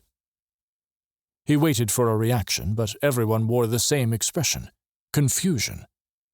Hallie spoke without waiting for him to call on her. The mines in the Nardens are still in operation, aren't they? Many in her village were miners, including Niels. He'd been more interested in that than helping Jack prepare for university, but that was before. Yeah, Ebba scratched her head. How'd the Sternin government run out of it? I've only ever seen it on hovers and electropistols. She thought for a moment. Or in knife blades worth more than this whole blasted city. The High Guardsman shifted his weight from one foot to the other. We believe our mines have been compromised, and those that haven't aren't producing nearly enough.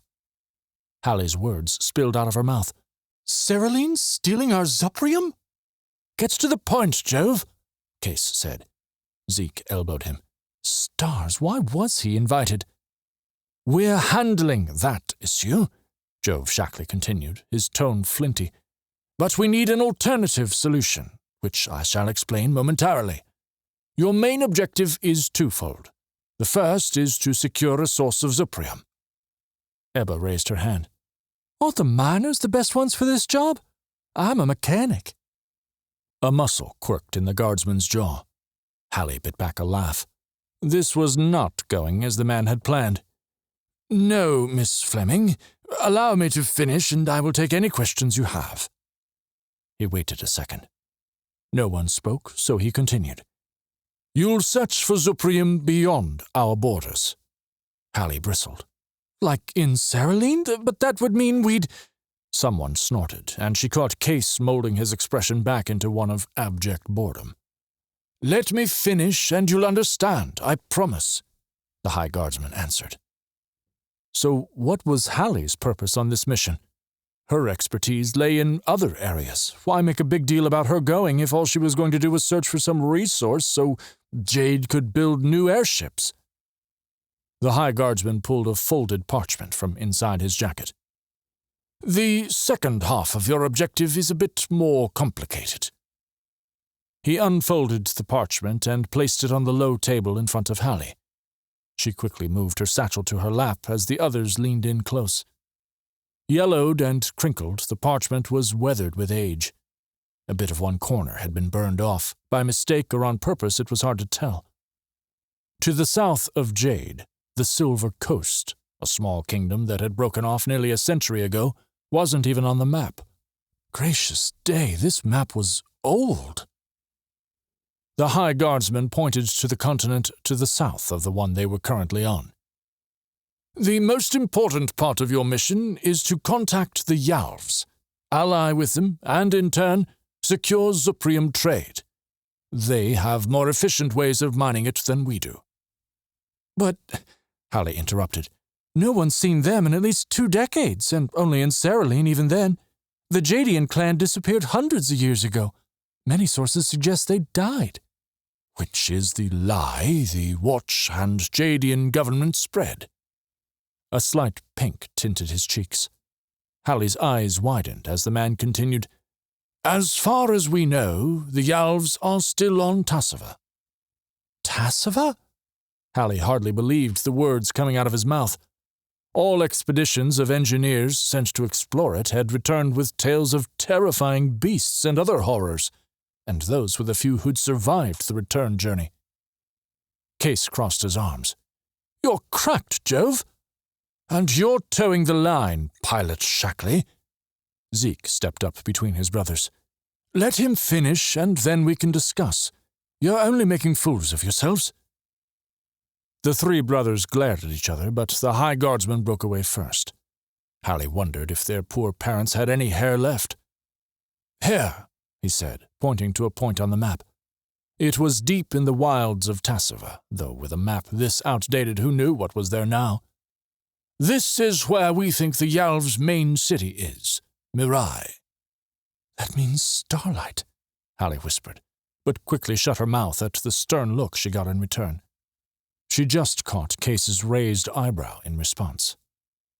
"At least this was its last known location as of 20 years ago when we lost contact with them. We simply assumed they didn't want to be bothered after suffering so much during the Great War." The High Guardsman then pointed to a portion of the map labeled Bay of Storms. "While you'll have trouble enough in the wilds of Tassava, this is the best place for you to land on the continent, as dangerous as that is. From others' accounts and our own intelligence, the only way to land on Tassava is to fly over the massive storm here. There's something with the temperature of the water and the hot air or something colliding, making an almost everlasting storm this time of year. Our own scientists haven't been able to explain much more than that. If you can't fly over, aim for the eye of the storm. All evidence points to the fact the eye is partly over a good portion of the coast." "That's nearly impossible, Jove," Kase snapped. "Are you sure that's our only landing point?" The High Guardsman nodded. "Everywhere else is too far to reach without refueling, and there aren't islands to do so. You must find a way through the Bay of Storms, and, quite frankly, that's why you're on this mission." "If you say so." "Yes, now," the High Guardsman coughed. "That's not all, either. I'll let Agent Rice explain the rest." The blond man stood straighter, and everyone else leaned back from the map. He folded his hands in front of him. "We've intercepted recent Searle communications saying they intend to find the Yalvs and take control of a certain weapon. With this and other indicators, we think Saraline is preparing for possible war. We don't know much about the weapon itself, only that the Yalvs were in possession of it, but we've, He scratched his cheek and looked to the High Guardsman. "We also think they may have discovered something not quite natural in Saraline, something to do with the Yalvs themselves. We don't know specific details, but it seems the Searles have captured what some believe to be a Yalvan essence." "How in the blazes did they do that?" Hallie burst out. "That religious practice died out centuries ago." The stories of great power being passed down through generations of Yalvs flooded her thoughts. It was dangerous, and the Yalvan-Jadian Treaty of 3664 made sure no one could take part in it again. The Yalvs agreed for the power to die with the last essences. I can pull up their death records at the university library if you wish. Essences were difficult to find in the ancient literature, because those who possessed a facet of power from the Yalvan god could do unspeakable things, and no one wanted to dwell on a problem that no longer existed. Many Yalvs also died in the process of taking on an essence, which was the main reason the natives of Yalvara had agreed to the treaty. Alli wished she knew more. Her mind also went back to her translation. They came with sparking magic. If the Yalvs had that sort of power, why were they scared of whatever man had brought with them to Yalvara? Agent Rice's blue eyes darted again toward the High Guardsman. That was what we intercepted. It'll be our job to confirm the Yalvs haven't broken the treaty and bring them into an alliance before Saraline does. She cocked her head. But all the sources say they were never friendly. I've read about their customs and— Jove Shackley tapped the table. And that's why you're here, Miss Walker. Your knowledge of the language, Yalvs, and history is vital to persuading them to join our fight. We're at a distinct disadvantage if war breaks out. That is, if Saraline obtains whatever the weapon is, and is indeed in possession of an essence. An icy cold sensation spread through her stomach, like she'd swallowed a handful of snow. The High Guardsman looked them all in the eyes before speaking again. We can't risk sending more than your small group, with the tensions being what they are. Find the Yalvs before the Searls do, bring them into an alliance, and, if possible, secure more Zuprium. He straightened and folded the map back up. The reality is, we're running out of resources, quickly. If we can attain more Zuprium and re-establish an alliance with the Yalvs, we can prevent this war and save millions of lives. It's up to you, the crew members of the Eudora Jade, to find a miracle. Ebba cleared her throat. But what about our families? The young woman looked so small sitting there, swallowed by the armchair. How old was she? 17? 18? What had she said earlier about completing the university mechanics course at 15? Alli bit her lip. They would send a girl barely old enough to be out on her own into the unknown? We'll protect them here in Kaivenna. That's the most we can do for you. I'm sorry it's not more, the High Guardsman answered. What about mine? Alli interjected. They're all the way in Stoneset. Pa runs the inn, and Ma won't want to leave her garden. They'll have the option of moving to Kaivenna. But— Agent Rice interrupted her. Unless you prefer they stay there in the direct path of an invading Searl army? Alli clamped her mouth shut. Holy moons, it was that serious. Her small lunch of chicken and greens bubbled in her stomach. Another moment of silence. Zeke shifted his weight. When do we leave? At dawn, in 5 days. The High Guardsman paused and waited for anyone else to speak up. If you have questions later, please contact me through the professor. Otherwise, you're dismissed. He looked each of them straight in the eye before any of them could move, and spoke once more. I'll also remind you that any word outside this room about the specifics or objectives of the mission will be construed as treason. Thank you. No wonder they were offering a fortune upon their return. The Watch believed it was nearly impossible. As the new members of her crew filed out, they all avoided eye contact. They must have been thinking the same thing Alli was. Failure wasn't an option, because it meant something much worse than her returning home. Chapter 6. You'll be back. Kase. Only 4 people were awake at that stars-forsaken hour. Some antiquated folk tales and legends called the time before dawn the witching hours, but Kase never put much stock in those stories. Shackley Manor's numerous busts of dead old men and the occasional griffin knocker would certainly frighten away unfriendly spirits, and anyone who didn't share the Shackleys' prestigious, mostly pretentious family history. Kase didn't feel comfortable there either. He didn't care to say goodbye to his father, who'd strode down the great marble stairs without acknowledging his youngest son in the corridor seconds before. Harlan Shackley's pristine uniform and two sharp eyes were too good for Case's rumpled shirt beneath his pilot's jacket. Of course. Instead, the Lord Capitan left without thanking the butler for opening the door. Kase couldn't complain. The ice-cold shoulder was better than anything else he expected from his father. His mother, on the other hand, was different. With each clack of his boot heels on the polished stone, Kase counted the seconds until he reached his mother's library. Portraits of forgotten family members judged him with brush-stroked eyes as he passed. The candlelit sconces lining the corridor were dark. At least they reflected his mood. Golden light blazed out and stretched upon the floor as Kase approached the room he sought. It wasn't even dawn, but of course his mother was up with a cup of black tea and her nose in a book. While Kase loved reading, he would never wake before the sun to do it. Hiking his pack higher, he stepped over the threshold. "I do admire your dedication, Mother." Lady Celeste Shackley, called Les by those who knew her best, looked up. She didn't put her book down on the carved side table, merely held her golden brown finger in her page and set it in her lap. In her growing years, laughter lines had decorated her face. She hadn't gotten those because of his father. No, those had been lovingly placed there by her children. However, she wasn't smiling now. A rock of guilt dropped into Case's stomach. Zeke had stopped by the night before, he knew, but Jove must not have told her Kase was going too. Blast him. Kase always drew the proverbial short straw.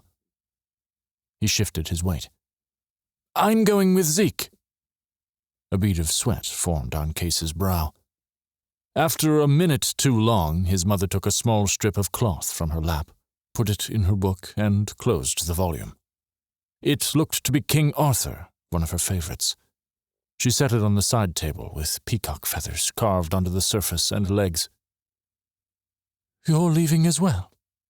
Her blue eyes took in his pack. He rubbed a hand through his hair once more. "Don't do that," she scolded lightly. "You're making your hair messier than it already is." Unlike Kase, who didn't care which mind his curls took, she'd tamed hers into her usual fashionable bun at the nape of her neck. He put his hand down. "You must have heard about the other night. I don't have a choice. If I don't go—" Shucks, he couldn't say it. His lips couldn't even form the words. His throat closed around each syllable, but Kase didn't fight it. He only looked down at the floor.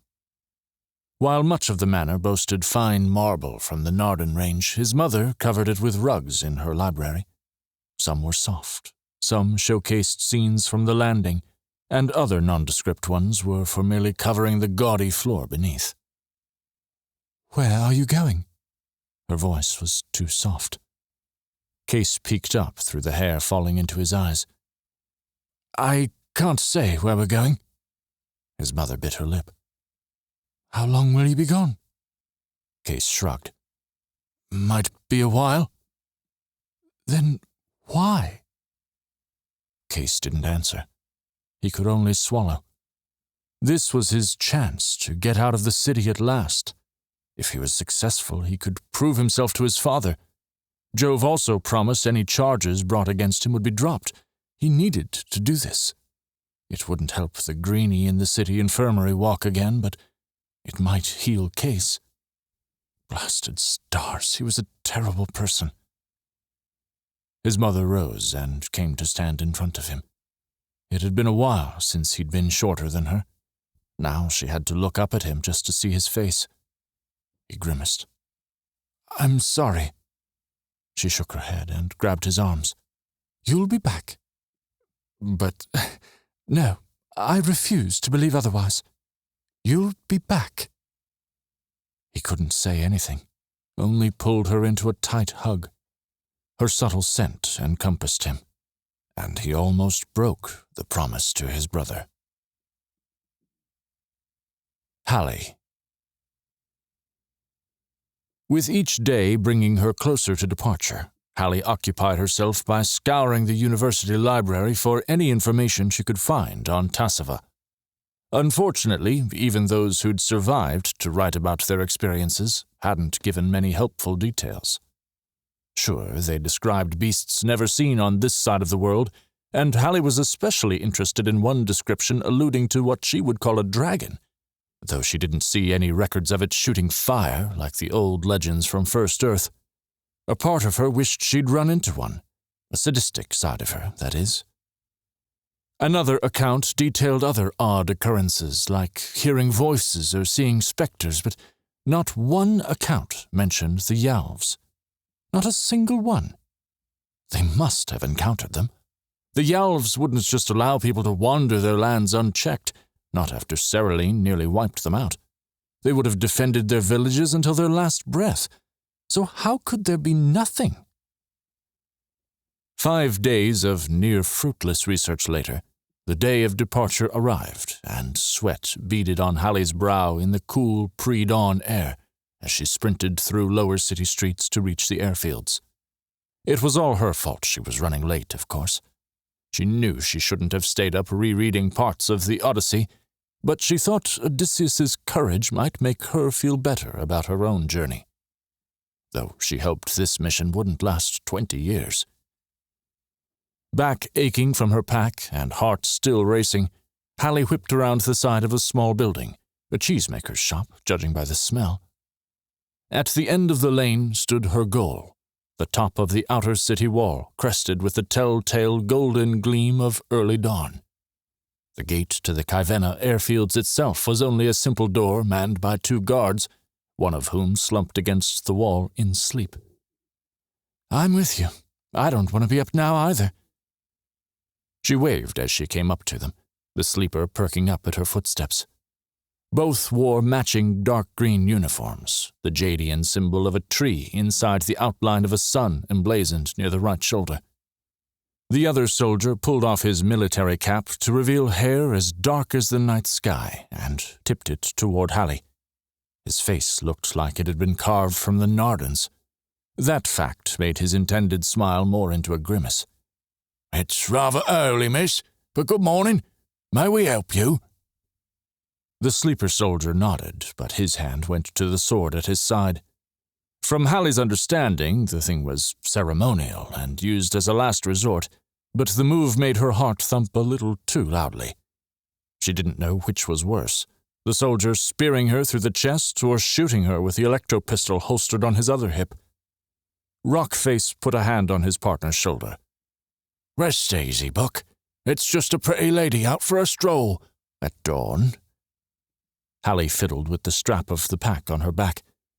"The High Guardsman said to meet at the airfields about 5 minutes ago, but I overslept and I'm running late. Will you please let me in?"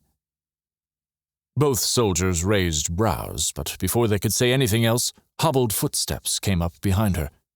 This time, Rockface also went for his weapon, but he chose the electro-pistol. He relaxed, though, when a hand landed on Hallie's shoulder. "Miss Walker, good morning. Glad I caught you." The man's voice reminded her of the sea crashing into the rocks along the Silver Coast. She'd only visited once, with Ellis. With that voice, though, all the anxiety building up like cement in her chest disappeared. Hallie half-turned and caught sight of the man's bushy white mustache in the bit of sunlight peeking up over the outer wall. "Professor Christie!" He nodded to the guards. "Miss Walker is here on the High Guardsman's orders, so do let us pass." "Not without papers," Rockface answered. Professor Christie dug in his jacket's inner pocket for his identification papers. Hallie hadn't thought to bring anything other than what she'd need to survive or entertain herself on a mission she didn't know how long she'd be on. Granted, only top government officials and other important people were given identification papers such as that. like anyone else would ever need to use the airfields or enter important government buildings.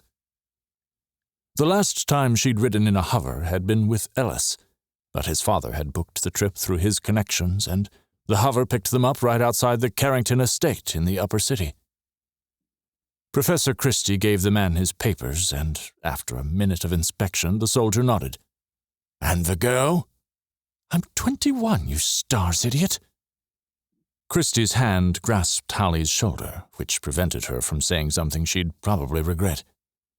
"Miss Hallie Walker has express permission from me and the High Guardsman to enter the airfields. Therefore, if someone objects to you allowing her in, send them to me. Thank you." The sleeper soldier finally took his hand off his sword, and Rockface sighed. "Fine, but I'll be taking this up with the crew's commander." "Be my guest," Christie retorted, and pushed Hallie forward, leading her through the door. The Kaivenna airfields covered the remnants of the old city just outside the eastern wall of the modern-day capital. Hallie and Professor Christie passed relics of times near forgotten littering the sides of the cobblestone lane. A rusted lamp-post here, a crumbling stone foundation there. The High Council really needed to clean the place up, but Hallie made a mental note to sketch the rusted lamp-post when she had time. She couldn't let such history pass her by. "Miss Walker?" Professor Christie whispered as they passed a guard contingent patrolling the grounds. Hallie looked up. "Yes, Professor?" He paused outside the first large metal hangar and gestured over to the alley between it and the next. Curious, Hallie followed. As the older gentleman inspected the space, Hallie spoke. "I need to find hangar number 3, Professor, and I'm already late." The alleyway wasn't large, only wide enough for roughly 3 people to walk abreast. She scuffed her boot on cracked and mossy cobblestones below, the golden light streaming over the hangar roofs, making each stone glow with morning dew. Her professor dug in his jacket and pulled out a slim, rectangular, wrapped package. He held it out. "Take this." The packaging was yesterday's newspaper. The headline on top read, "Stradat Millicent Sarson leads charge to raise wages amid Rubicon refugee surge." A black and white picture of the scar-faced woman watched Hallie as she untucked the corner of the wrapping, but Professor Christie stopped her with the clearing of his throat. "Wait until you're alone in the hover. This is, well, no one outside of me and you will know about it. Read it and find out what you can when you arrive in Mirai." Hallie's fingers froze as she looked up. "What do you mean?" Christie looked around, behind him, down the deserted alleyway and toward the main road. "I trust the High Guardsman, but I feel like something's amiss about it all. There's a reason no one's been able to contact the Yalvs in 2 decades, and there's a reason why that book in the package has been banned everywhere. It's a wonder Jess still had this copy, though the blasted man had it out for sale. Thank the stars I got it before anyone else. And lucky for me, I guess." Hallie looked down at the package once more, the scarred Stradat glaring up at her. "You're frightening me, Professor. What do you mean, something's amiss? I really need that money the High Guardsman promised." "No, just study the book whenever you're alone, and tell the Lord Elder that Jasper will be in touch." He stepped past her, but paused right before the entrance to the alley and turned. "I need to go if I'm to make it in time for fresh cinnamon buns." A tingling sensation started in Hallie's chest. "Who's Jasper? What's going on, Professor?" He faced the sun once more, and Hallie barely heard his next words. "Be safe, my girl. I've never told you this, but you do remind me so much of my grandson, the one we lost in that horrid fire 3 years ago." He sniffed and still didn't turn toward her. My lovely Elaine agrees with me. So take care of yourself, all right?" Alli blinked away the moisture flooding her gaze and nodded. "Thank you, Professor." And then he was gone, disappearing into the glow of early morning. Outside the hangar marked with the number 3, Alli cleared away the dirt from a window embedded in the door. A shiny brown airship filled her vision. Having only flown in a little hover cruiser, this one was vastly different. It reminded her of the merchant ships in port near the sea with its long body, but instead of sails on top, this monstrosity had wings jutting out from the sides. Underneath those, great propellers hovered on the lip of each engine barrel. "Nice, isn't she?" Alli jumped and found the small woman from the meeting behind her. She put a hand on her satchel, hoping the edges of the newspaper-wrapped book didn't peek out. "Ebba, right?" The young woman nodded, adjusting the strap of her pack higher on her shoulder. "Impressive. I can remember thousands of hovership parts, but names of people? Forget it." "Alli." She held out a hand. Ebba took it. "Was gonna guess Harley. Not too bad for me. So, are we gonna go inside? I assume this is what we're flying to Tassava and back?" Ebba nodded. "She's the nicest ship I'll have ever worked on." Alli opened the door. Without the haze from the smudged glass, she saw the airship with even more clarity, and she halted. "You weren't kidding." Ducking under the engine, Ebba walked toward it, and Alli tried not to think of the razor-sharp propeller blade chopping off anything important. The wings themselves didn't look like they'd hold anything up, but that was where the hover components came in. "This beauty's much bigger than the ones I usually work on," Ebba said. "But I can fix anything, so we shouldn't have a problem if we have problems." Alli chuckled. "I didn't know hovers of this size existed. I'll have to sketch it later. You're an artist?" Alli patted her worn satchel. "It's more of a hobby. My pa's a painter." Ebba placed a foot at the edge of the ship's stairs. In profile, her pack was nearly as large as she was. "Thought moving to Kaivenna would help, but it doesn't bring much in." She glanced around and whispered, "The money from this mission should make everything much easier, I'd say." Alli snorted. "You've got that right." Professor Christie's words echoed in her mind. With the book tucked in her satchel, those words weighed heavier than they should have. Her professor was hiding something from the High Guardsman, and then there was the absurd sum of money Halli'd receive when they returned. She shook her head to clear her thoughts. It was still better than moving home, and if she was honest with herself, the idea that she was in on some sort of secret made her heart thrum with excitement. Professor Christie wouldn't have sent her on anything too dangerous, she hoped. She followed Ebba up the folding staircase. Before going through the door, Alli ran a hand across the letters engraved along the side. Eudora Jade. The smooth metal around the words contrasted with the rough etchings. "So does the Eudora Jade run on Yalvar fuel like the others?" Yalvar fuel was foul-smelling, but it had been found to increase efficiency and speed over the old steam engines. Ebba nodded absently, but Alli wasn't sure she'd heard the question. "I just love the name.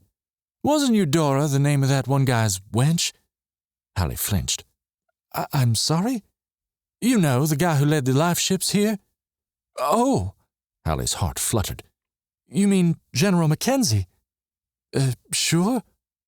"Yes, Eudora was his wife. She also founded the Engineer Corps when technology went dark." Yeah, that's right." Ebba grinned so wide a few crooked teeth on the bottom row showed. She stepped into the ship's corridor. "But to answer your question, Eudora's a hybrid. She uses more electricity than the others. First of a kind. I'm surprised the High Council's letting us use her." "They don't know you're using it," a voice said behind them. The High Guardsman. Alli furrowed her brow and stopped on the stairs. "What do you mean? Was this what Professor Christie meant?" "Political reasons," was the only answer he gave. Vagueness must have been a job requirement in his field. He gestured for them to go inside. "We're missing Pilot Shackley and Agent Rice. Of course, my brother is late, but I'm slightly worried about Rice." Alli bit her lip to keep from saying anything, though it was nice to know someone was later than her. But just as she stepped into the ship, a voice called from behind. "Sorry I'm late, High Guardsman."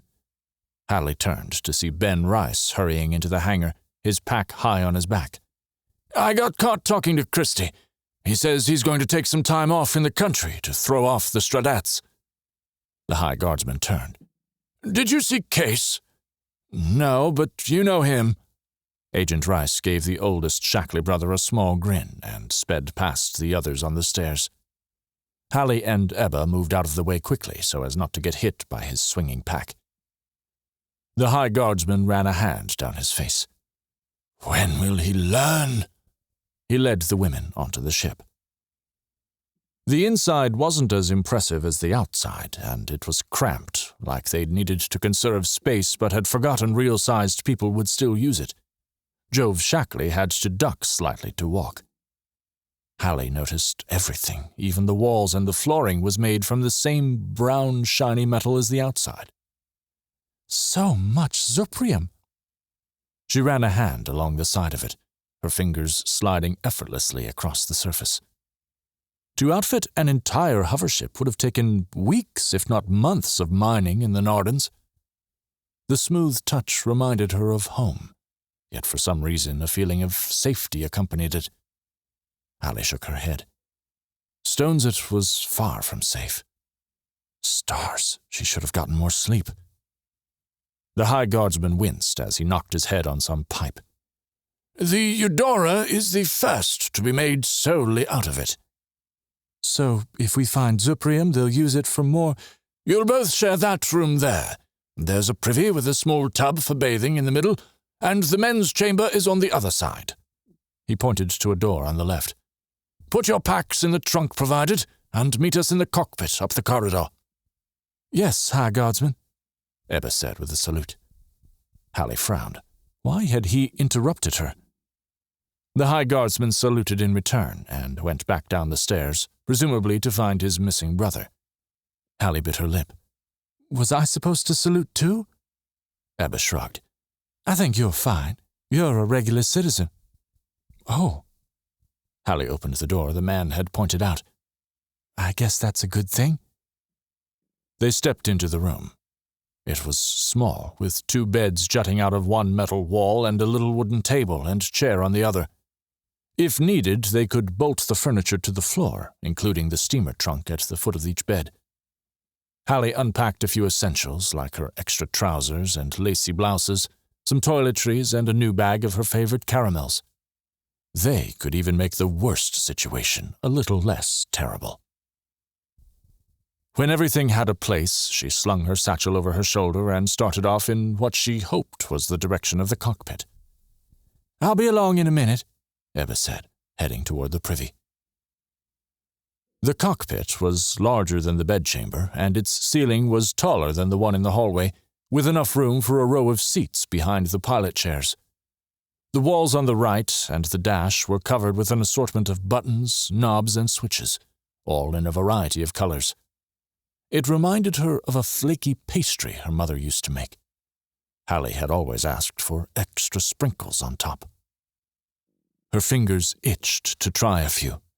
She'd get kicked off the mission for sure if she did something crazy, so she didn't dare. But maybe the pilot would let her try a few later. Wait, no, Kase was the pilot. Blast. "I wouldn't touch those if I were you," said a smooth voice as the door opened. It was the other Shackley brother, Zeke. He smiled. "I won't either, if it makes you feel any better. I'm not sure even Kase knows what all the buttons do." Hallie's shoulders relaxed and she grinned. "How can he? All that hair must take up half his brain space." She shut her mouth as heat flooded her cheeks. Ellis would really have to free her from the dungeons now she'd insulted Kase to his brother's face. His very strong, soldiery brother. Who was the stars idiot now? Instead, Zeke chuckled, his hazel eyes sparkling. I'm afraid Jove's already used that insult more than once. You'll have to be cleverer than that to outmaneuver Kase. All that's left after the hair is wit. Hallie laughed despite herself, and his small smile grew into a grin. Good to see you again, Miss Walker. Hallie nodded, placing her hand into his when he offered it, and he gave it a small peck. Ah, here you are, dear brother. That familiar mess of hair came into view before Kase's face, and she groaned. Zeke let go of her hand. I was just inspecting your cockpit. Lots of buttons, lots of knobs. However, you'll have a pleasant view. Kase sidled up beside his older brother, frowning at his surroundings. He was a few inches taller, but that might have been because he wore his pilot goggles pushed into his hair, which made it stand up even more. Seems I will. Hallie pointed to the window with her thumb. You won't need goggles on this trip, you know. The front glass was angled to help with air resistance. She'd read about hovers before she'd boarded one last spring. Knowing more about them helped with her fear of heights. Slightly. You never know. The glass might break, and at that point I'll be thankful for these, Hallie Gwen Walker. He tapped the side of his goggles. You expect me to be impressed you learned my full name? He put an elbow on Zeke's shoulder. The soldier rolled his eyes, but didn't move. Kase answered. It pays to have friends in high places. Something you understand, I'm sure. For your information, I'm the top Yalvan scholar at the University of Jade. Hallie tapped her chin thoughtfully. But what are you again? The High Guardsman's brother? Sounds like a pity invite to me. Kase's arm slipped as he lunged forward, but Zeke grabbed his shoulder. I'm the best stars-blasted pilot in the realm, for your information. Kase tugged against the other man. Stop. Zeke's voice was low and authoritative. Both of you. The soldier held Hallie with his firm gaze, and she tried in vain to hold back the heat flooding her cheeks. She gritted her teeth and left, shouldering Kase out of the way. Listen, you... Kase, don't. Zeke's voice was tight with frustration. Hallie ignored both and kept walking until someone grasped her arm. She yanked it, but the grip was firm. She growled as she spun. Messy hair, blue eyes, bronzed skin, and permanent scowl. Kase. Unhand me. Her tone could have cut glass. His blue eyes narrowed, but he didn't let go. She pulled her arm again. I said unhand me, or I'll use whatever means necessary to make you. I know exactly where to kick. Very ladylike, Kase scoffed, but he let go of her arm. She stuck her tongue out at him before storming off, her boots clacking on the metal floor.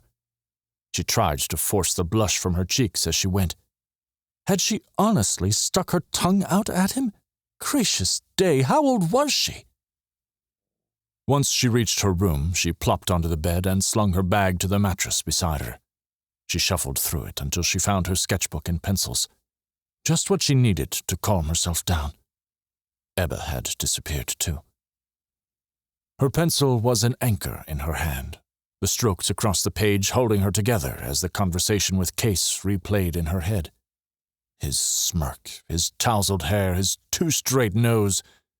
Ugh, stop thinking about him. Miss Walker?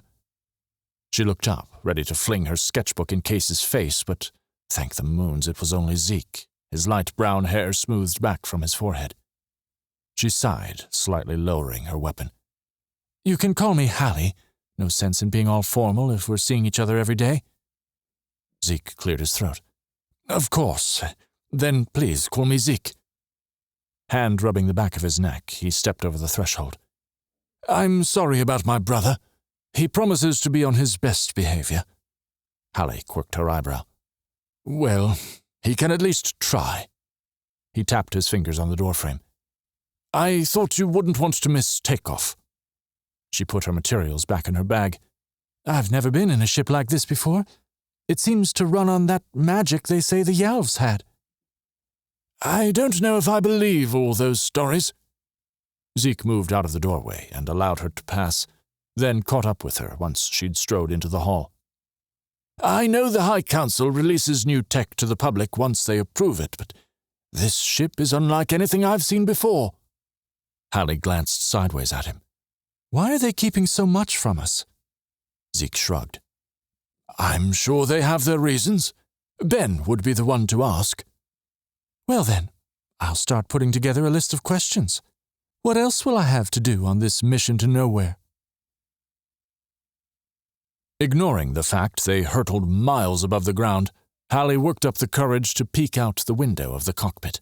An admirable feat, if she did say so herself. She could just make out the tops of trees, fields, and ant-sized people before she fell back into her seat, blood draining from her face. In the name of adventure, she would conquer this fear. To distract herself, she filled her sketchbook with the glimpses of what she saw on her daring attempts. Off to the side, Kase and Agent Rice quietly chatted with each other. Hallie tried to listen in on their conversation, but their words were mere murmurs, too soft to hear over the hum of the hover engines. Zeke and Ebba had left to go rest, so it was just the three of them. Hallie hummed to herself as she sketched what she thought was a decent rendition of one village she'd spotted and what it might look like from the ground. But as the landscape came into focus with each stroke, the trees and housing style melded into one reminiscent of Stoneset. Trying to find the best angle to draw, she adjusted her body in the chair as the bitter smell of heated metal seared her nose. Her elbow brushed against the side panel, and a loud beeping sound broke the silence in the cabin, jolting her like an electric shock. Hallie sprang back. Kase whipped around. "What did you do?" I was trying to get comfortable. Hallie shook her head frantically. He growled, pushed a button on the steering device, and got up from his seat. Agent Rice pressed a few buttons on his end and continued to fly without so much as a glance around. Kase stomped over to the console near Hallie. Didn't your mother teach you not to touch random buttons? He fidgeted with a few knobs. The beeping cut off. "You nearly destroyed a village with an electrobomb." Horror and doubt in equal measure slid through her stomach. Had she really almost done that? I'm sorry, I didn't. I was just... Is it normal for a hover ship to have its weapon button all the way over here? What if you needed to fire it quickly? Do something else besides bother us, please. Fury burned away the last of her horror. I didn't mean to touch it. Kase plopped back into his chair, pushed a button, and stared forward. Doesn't matter what you meant to do. You're in a real airship. Why don't you go look out a different window? Maybe one that's far away from me? No, Hallie said. I like this one. By the way, would it hurt for you to slow down? I can't draw anything substantial at this speed. Oh, for moon's sake! Agent Rice cut him off. Sorry about that. We have to get out of Jade before anyone figures out what's going on. Was that because they took the ship without the High Council's permission? Kase glanced back for a quick second, trying to glimpse her sketches. Besides, it's only random villages. Not sure why you'd bother drawing them. Hallie clutched the book to her chest. Keep your eyes on the sky! And I'm drawing them because they're fascinating. Each one has different people and everything. You're how old, and you just figured this out? Kase snorted. I'm rolling my eyes at you, just so you know, Hallie shot back. Agent Rice chuckled. Kase glared at his co-pilot. Don't encourage her. He turned to Hallie. Seriously, go bother someone else. Skibbs and I are trying to concentrate. On what? You're not doing much. The blonde chuckled again. The wonders of technology. Kase's uncle was the one who discovered how to combine electricity with the Zuprium. Our own brand of magic. Kase's shoulders tensed. Skibbs? Really? Hallie leaned forward in her seat. Oh, I think I've heard of him. His name was Ezekiel, and I'd rather not talk about him, Kase said. Why? Hallie rested her elbow on the seat arm. Kase and Agent Rice shared a look before the latter answered, his voice soft. He's dead. Hallie's stomach dropped. Oh, sorry. I didn't realize. I didn't mean... The following silence settled upon the cabin like a thick mountain fog. From the way Agent Rice had said the words, Alli assumed the death wasn't natural. The whisper was hoarse and a little strained. She looked anywhere but the back of Kase's head. Her sketch of the village had smudged a little when she'd tucked it to her chest earlier, one of the evergreens. After several minutes, Alli couldn't take it any longer. She needed to fix her mistake, so she asked the first thing that came to mind that had nothing to do with dead uncles. At least she hoped. So where does the name Skibbs come from? Agent Rice groaned. This dull cop thinks he's hilarious. Private pilot training information. Confidential, Kase growled at the same time. Now I'm rolling my eyes at you, Kase. Agent Rice pushed a button on his side. The engine hummed in response. You can tell her the story. Maybe she'll take pity on me. Kase thumbed his nose. Skibbs messed up during a training exercise. He was naked. End of story. He pushed a button on his steering wheel and got up.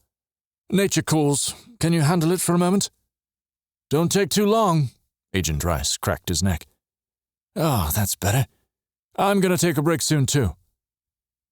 Kase left Agent Rice and Alli alone. She put her drawing materials into her satchel. He must need to remove that stick up his... He's been a good friend, even if he's acting like a STARS idiot. Not to excuse his behavior or anything, but he's been going through stuff. Hence the foul mood. Like what? Alli was grateful he couldn't see her blush. Is it to do with his uncle? Now that I think about it, wasn't he the one who... Yeah, he sold the Sirozar hover secrets, which was part of the reason for that stars-blasted war. He shook his head. But that's not why he's acting like he is now. I know it has something to do with the cruise and his father. There was also another family thing a while back, but that was before me. Regardless, his position in society comes with its own challenges. What happened? Ben scratched his chin where a bit of amber stubble peeked through. Not my story to tell. Sorry. She bit her lip. Different tactic. Being the Lord Capitan's son can't be too difficult. He can do anything he wants. Ben gave a humorless laugh. If that's what you want to believe. Slinging her satchel over her shoulder, Alli got up from her seat. The contents clunked together as the bag hit her hip. As a matter of fact, I do. She walked toward the door. As she reached for the handle, it swung open and collided with her, pain exploding in her head and knocking her backward. She caught herself before she could fall completely flat, but the contents of her bag crashed to the floor. Ouch, she moaned, climbing to her knees. That hurt. Thank the stars she wasn't wearing skirts. Don't you know better than to stand in a doorway? Kase bent down to help her, and she braced herself for a glare. But instead, those blue eyes met hers, with a look that could have almost been concern. They were so close. She shook herself out of her daze. I'm fine. She grabbed her notepad, and Kase handed her a stray pencil. She snatched it and gathered up the rest before standing. Kase did, too. After a moment too long, Alli nodded. As you were? She ran off, but there was no denying those eyes burning holes into the back of her head as she closed the door behind her. Chapter 7. Belligerent Bowl of Boil-Brained Beef. Alli. The fact the Eudora Jade had crossed such a large distance in only 3 days was incredible. They were nearly to the Narden Pass. The trip would have taken at least a week and a half in a carriage pulled by the fastest horses. Did all ships fly that fast? The one she'd ridden with Ellis to the coast had gone just above the speed of a motor coach. But at this speed and this height? Stars! There was a possibility that space travel could be achieved in her lifetime. What had it been like for her ancestors to travel the stars, to flee from the only home they'd ever known? Exhilarating as the idea was, imagining the height made her slightly queasy. As had been their ritual for the past few days, Kase set the ship down far away from any town, forcing them to cook their food on a fire and sleep on the ship. It wasn't terrible, so long as their supplies didn't run out anytime soon. Though judging by the cupboards in the storage room, dried beef and vegetables would be on the menu for the foreseeable future. Alli busied herself stirring a stew she'd made with the limited supplies in the pot hanging over their fire.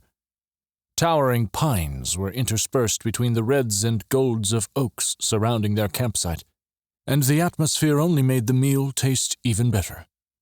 It warmed her inside and out, with the chill beginning to creep in each evening. It reminded her of nights spent sitting in front of the hearth back home with her brother and playing a game of stars and blasts. Jack had been terrible at the card game, always losing the cards he needed to gain a system. Alli hadn't minded beating him one bit. With each decisive victory, her bragging rights had grown. She swallowed hard as loud voices reached her ears. Kase and Ben trudged closer, wood for the fire piled in their arms. The machete they'd used to cut it hung from a loop on Kase's belt. Probably dangerous, but Kase didn't seem to care one bit. Ebba didn't look up from where she fiddled with some sort of metal mind game she'd brought along. "What are you two fighting about? I'm trying to concentrate here." Kase threw down his pile, the wood clattering against a large rock jutting from the ground. Alli focused on the woodsy aroma mixing with the fire's smoky scent, because if she didn't, she might say something to Lord Pilot that she'd regret. Again. Kase brushed his hands against his trousers. "Then tell Skibbs here I'm an expert tree climber." Alli snorted and dropped the spoon into the stew. She cursed, trying to grab it without burning her fingers. Ben's voice cut through Ebba's laughter. "And pray tell, what trees have you climbed, city boy?" Kase unhooked the machete and stuck it into the ground beside his haul. Instead of sticking, it fell over with a soft clack against the stone. "The manor's courtyard is full of them." "And that's supposed to prove you can climb that one there?" Ben pointed at a towering oak with lower branches as thick as Hallie's torso. A smart clacking on the stairs announced the arrival of the final crew member. Zeke's laughter joined the fray. "I could beat you both easily." Kase whipped his head around. "Is that a challenge?" Stars, even his voice oozes with conceit. Like pus. Ugh. Zeke crossed his arms. "And if it is?" Alli caught sight of Kase's rakish grin. "I'd say we—" But before he finished, Ben was off and running toward the oak at full speed. Kase let out something akin to a growl and sprinted after him. Filling the bowls, Alli handed one to Ebba and another to a laughing Zeke before making one for herself. "I'll put a bronzer on Kase fallen first." Ebba took the bowl and grabbed a spoon. She ate 3 big bites before smacking her lips. "Stern, I'm starved." Zeke chuckled. "Don't count him out. If there's one thing he has going for him, it's sheer determination." Shouting and laughter flittered on the breeze as Kase slid to the ground, his hands clawing at one of the lower branches. Alli snorted, but quickly covered it up with a cough. "I stand corrected." Zeke shook his head. Ebba finished her meal and set the bowl aside. She sauntered over, her voice crackling with mischief as Kase pulled himself up over another branch. "I guess the least I could do is heckle from below." Alli couldn't see Ben, but the branches shook a third of the way up the giant. She ate a spoonful of her stew and sat on the large stone set up near the fire, brushing a few of Kase's wood scraps away with the toes of her worn boots. Little outcroppings such as this were common this close to the Nardens. The sight and feel of it brought up memories of Stonesit, of her mother's garden with the Mazelberry patch in the back corner, of those she'd left behind. Her heart clenched at the thought. All the warm feelings of stew and autumn weather dissipated. "I was the one who left. I don't have any reason to feel sorry for myself." The stew soured in her mouth, and she set the bowl next to the forgotten machete. "Thanks for making dinner." Zeke blew off a spoonful.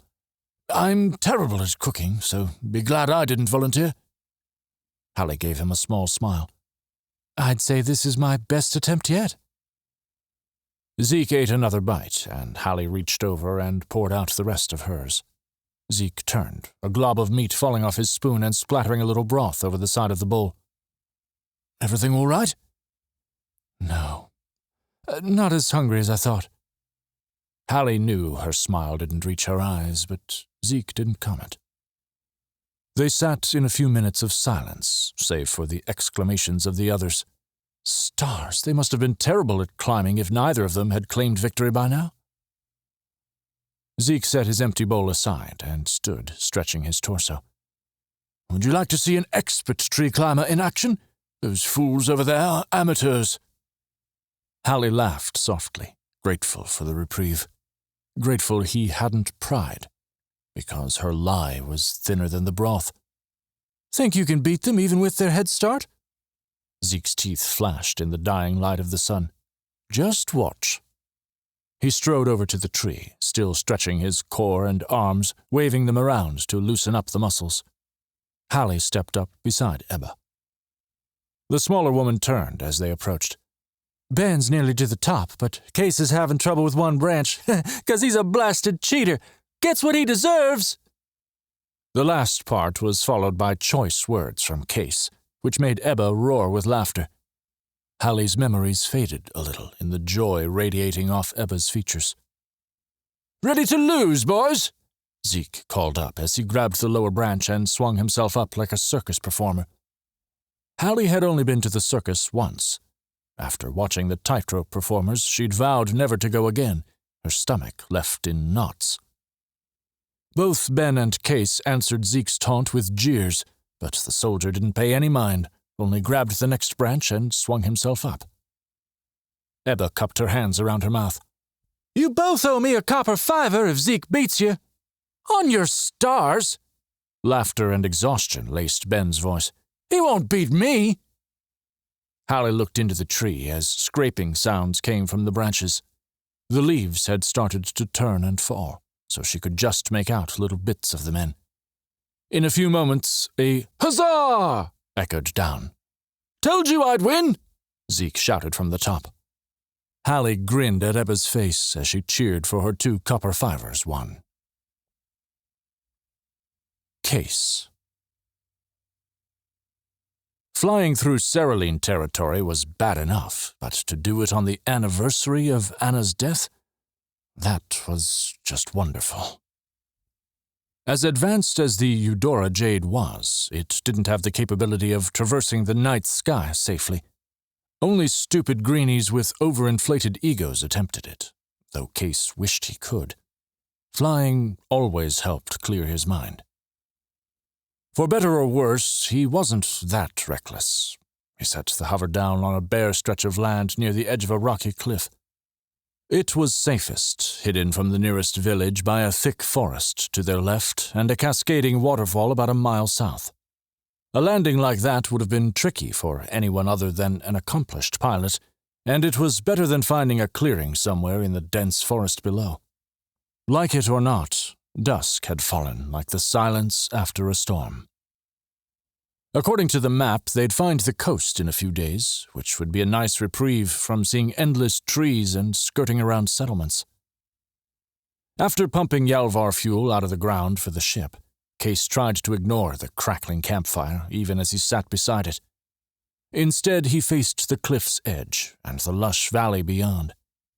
Every time he looked over at the fire, scorch marks and a careless cigarette danced through his mind, mocking him. And each time he did, he'd spin his head back around and focus on the sea of gold, red, and orange below them, though that, too, brought back the blasted memories of that day.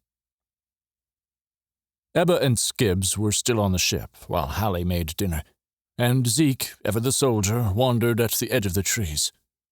He'd already inspected the waterfall and northern cliff edge. His brother took his job too seriously.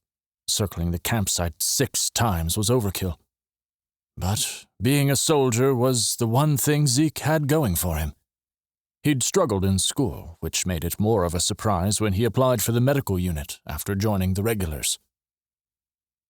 The stench of beef stew wafted on the breeze as Hallie set the pot over the fire, the spitting sound of sparks hitting Kase's ears, and he swallowed a groan. Only a week had passed and he was already sick of the food. He hated beef stew, always had, and Hallie's cooking somehow made it worse. The beef tasted like old bark. Not that he'd ever tasted that before. Stars, why won't you stay on the stand, you belligerent bowl of boiled-brained beef? Blast! Hallie exclaimed. Kase looked back over his shoulder just as Hallie jumped back.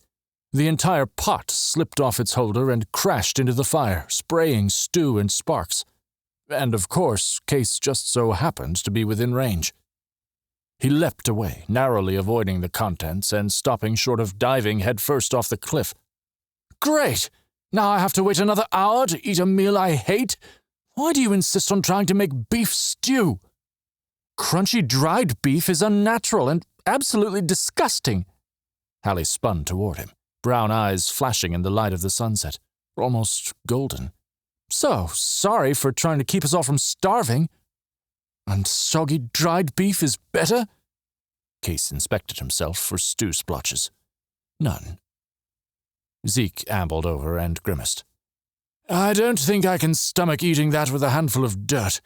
A little grimy. Sorry. Not sure why Kase is complaining, though. He's eaten plenty of dirt before. Kase's nostrils flared. I thought you were the nice brother. I was being nice. Zeke bent down to help Hallie clean the mess. Such a gentleman. I'm swooning. Kase crossed his arms. I'll make something with what we have in the food storage. I won't be making beef stew. Hallie glanced up. You'll come down off your throne to cook for us peasants? How benevolent of you. With the sunlight fading behind her, her hair was an attractive ruby-red color. He blinked. Right. You'll be groveling at my feet soon, I'm sure. Stop.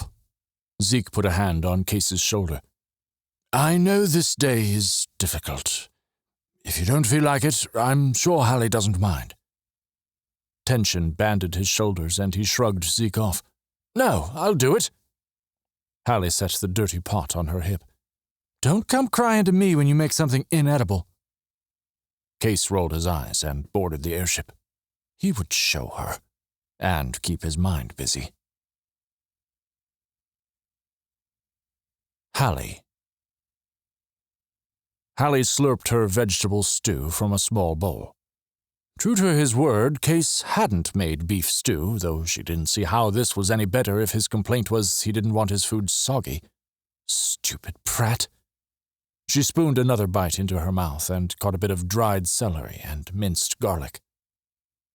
Even though the great waterfall that the Fern River poured into was nearly a mile away, Hallie thought she could just feel the mist moistening the back of her neck as she sat a little away from the others, closest to the trees and not the cliff, of course. She wasn't crazy. She still listened to Ebba's story about her first day at the university from the other side of the fire. I raised my hand when he called roll, but he couldn't see me from behind the 453 engine we were going to take apart. Ebba laughed. She put a hand to her heart and took a deep breath before continuing. I knew I was short, but he was more embarrassed than I was. How long did it take for him to figure out you were there? Zeke blew on a spoonful before putting it to his mouth. He didn't. I had to go up to his station to let him know I was there. And? Ben asked. And after, I had to sit on a tall stool whenever he took roll. Ebba wiped a tear from her eye. He wasn't the brightest, and taught myself more than anything. Hallie tried to pay attention to the story, but she didn't find it too engaging. She'd hated her mandatory class on engines. As much as she loved learning, she'd rather talk to people or read rather than take something apart and put it back together again. She scooped up the last bit of stew into her mouth and set the bowl on the ground beside her. It hadn't been half bad. The garlic and a hint of some spice she couldn't name were welcome additions. Apparently, Kase was a decent cook, which was surprising. Practically being king of the world probably meant he had chefs making whatever meal he could ever want, so where did he learn to cook? Kase, on the other hand, hid outside the firelight nearest the ship's tail. Alli almost felt sorry for him. It must be hard to go about life so full of oneself. Thinking about spending who knew how long on this mission fighting with him threatened to give her a headache. But awkward silence would be even worse. Alli pushed herself to her feet. It was time she swallowed her pride and made amends. Still, being at odds a week into this mission was long enough. She reminded herself he was only a product of his upbringing, no matter that Zeke was the perfect gentleman. She smiled at the others and made her way over to the ship. Alli lowered herself to the ground on a decent-sized stone outcropping a few feet away from Kase. No need to get too close. He ignored her. Well, he didn't scoff at her, at least. She'd take what she could get. "So," Alli said, clearing her throat, "I believe we got off on the wrong foot." Kase didn't even turn. "I'm so glad you agree with me," she continued. "And I'm sure you'd also agree that it's time we stop this mad game we have going." He stabbed a piece of carrot with his spoon with a sharp clank. "What if I don't care?" Alli bit her tongue to keep from lashing out. She remembered what Ben had said about him the day they'd taken off. "I'm sorry to hear that. Ben told me you've been having a rough time, and I—" Kase stiffened, and now he looked at her, eyes flashing. "What did he tell you?" "Only that you've been in a mood lately. Look, I know family can be overbearing sometimes." "I've been in a mood?" Kase huffed and set his bowl aside. "You don't know anything about me." Hallie's blood warmed beneath her skin, and she took a few deep breaths. Losing her temper again wouldn't help, even if he was doing his best to be a pernicious canker blossom. "You're right," Alli said as evenly as she could, which was about as easy as moving a mountain. "But I'm trying to help." "Oh, blast off! You don't care about me." Their conversation attracted the looks of the others. Hallie's face burned from the heat of the argument. "Some gentleman you are," she stood. "I'm definitely not that," Kase growled, standing as well. "You should be thankful I held my tongue. I could have said you were a... He cut himself off and took a deep breath. "I don't care about you or your blasted olive branch. Just leave me the stars alone, will you?" And with that, he stomped over to the waste hole they'd dug earlier. After he poured the remains of his meal out, he boarded the ship. Not once did he look back at Alli, though that was a good thing because that way he didn't see the frustrated tears budding in her eyes. "Ungrateful, stupid stars idiot." Though most believed Cereline was vastly more dangerous than Jade by any means, Alli was glad the trees bled from the mountain pines to the golden maples of the valley. But maybe she was a sadist for thinking she'd much rather face a Searle than Niels and her family tucked away in Stonesit. Either way, she was currently hiding in her room, because even thoughts of home and Cereline couldn't melt the glare Kase gave her whenever they made eye contact. Which wasn't often, because Alli now avoided sitting in the cockpit while they flew and made Ebba give Kase his food at mealtimes. Ebba joined her a few minutes after they'd taken off once more, sitting cross-legged and organizing a small handful of rocks. Alli watched out of the corner of her eye, catching a flash of green. "Is that Jade?" Ebba shrugged and picked up the one in question, holding it in her slender fingers. "Don't think so. Found it back before the big freeze-out between you and Kase." Hallie's cheeks burned, and she sat up. "He's the one who started it." Sure. Ebba handed the small stone to her. "You handled it better than I would have. I'd have slapped his stupid face, but I barely reached the middle of his torso." Alli snorted, but thinking of the theater that night, her face still heated. Not her proudest moment. "So, this isn't Jade?" Ebba shook her head. "From what my brother said, Jade is a lighter color and doesn't have so much roughness round the outside, and it can only be found in the northern mines. That little guy was just sitting by the fire pit all by its lonesome." Hallie's fingernails traced the chalky, webbed crevices spread across the small stone. You collect rocks? In a sense. She handed it back to Ebba, who took it with a nod and added it carefully to her row. Everywhere I go, even if it's just to the market or the airfields, I try to pick up a good one. My brother... She grabbed another one of her stones, this one brown like sand and slightly larger than the green one. One of my brothers has this, It's okay. You don't have to tell me. I wasn't trying to pry. Ebba shook her head, her dark hair pulled into a tight knot on top of her head with a few elegant strands curling at the nape of her neck. It's fine.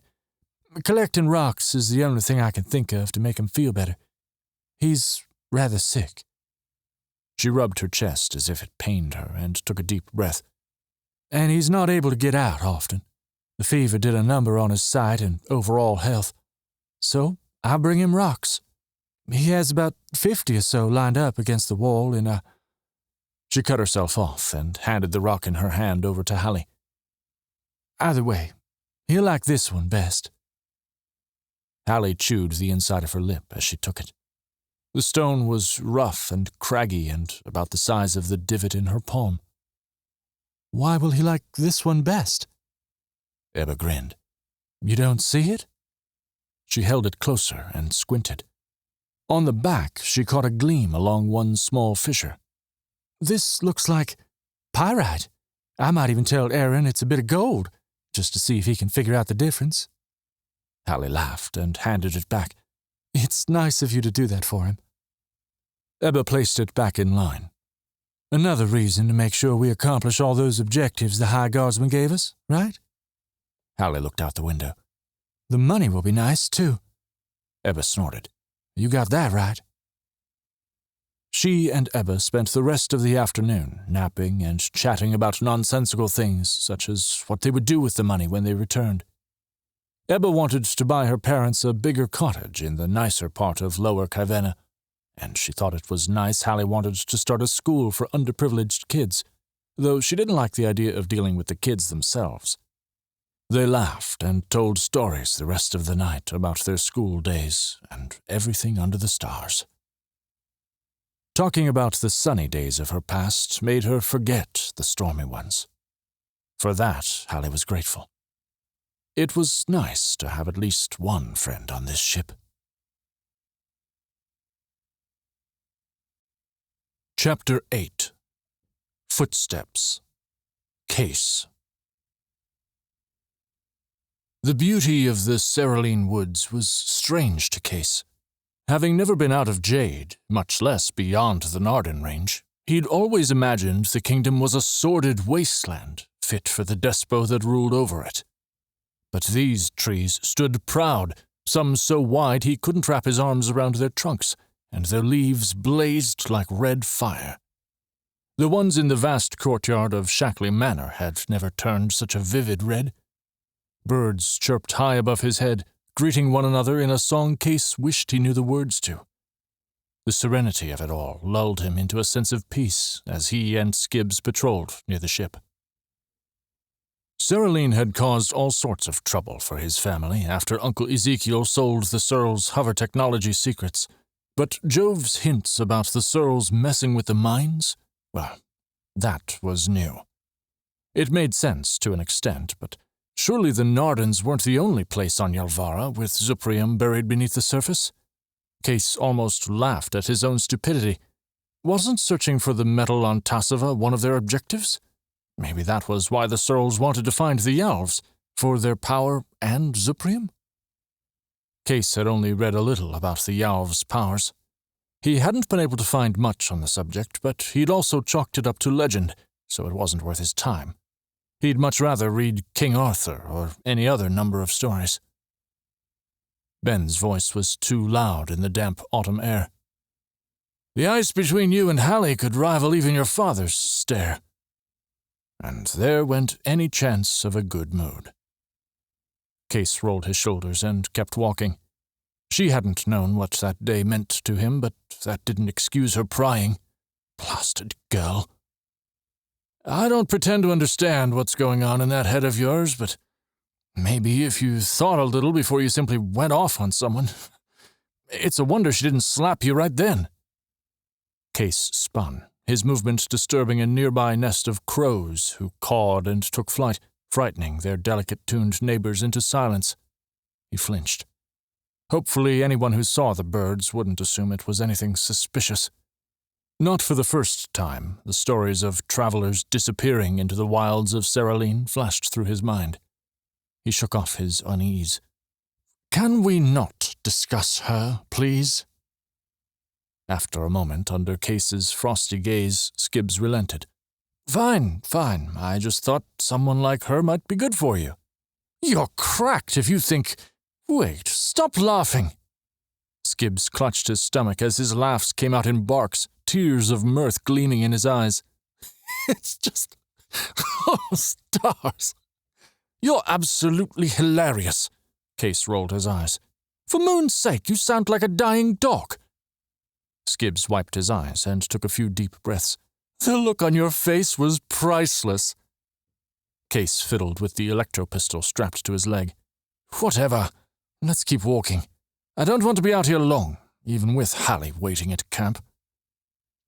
With his breathing under control, Skibbs took the lead.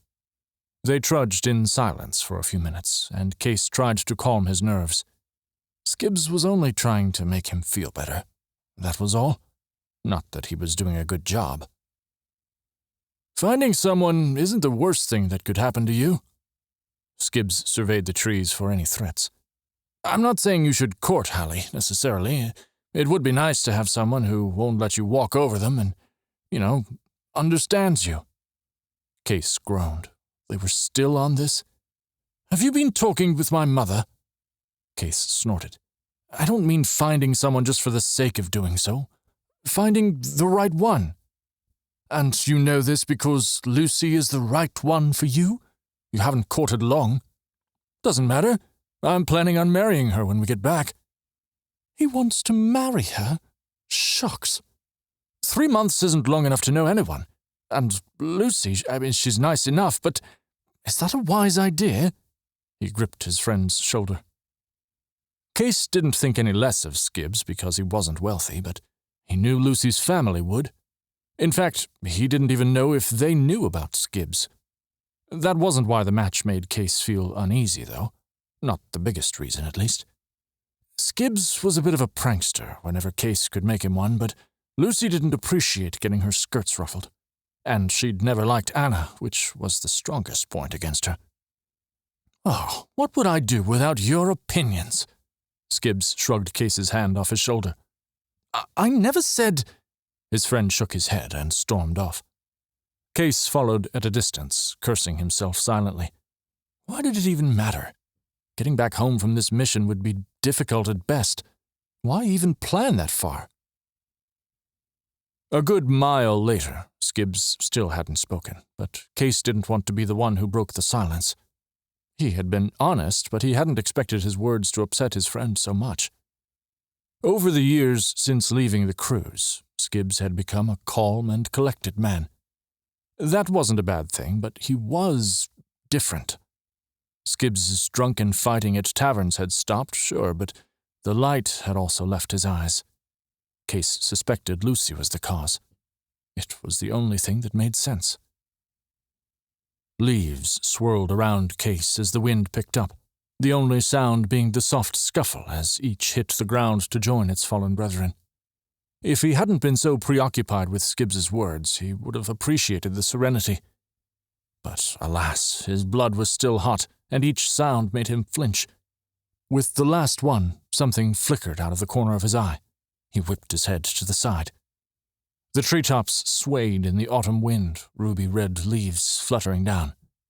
A squirrel jumped from a branch and landed on a neighboring tree.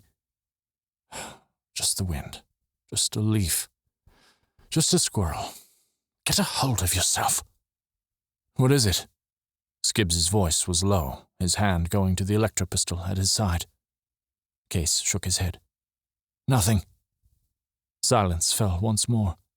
The trees closed in on them, tightening their hold, their shadows lengthening and drowning out the afternoon sunlight. Kase kept his head on a swivel, but nothing else flickered in his vision. The forest was quiet once more, aside from the soft sloshing of leaves as they waded through. That was when Kase heard it. A third set of footsteps.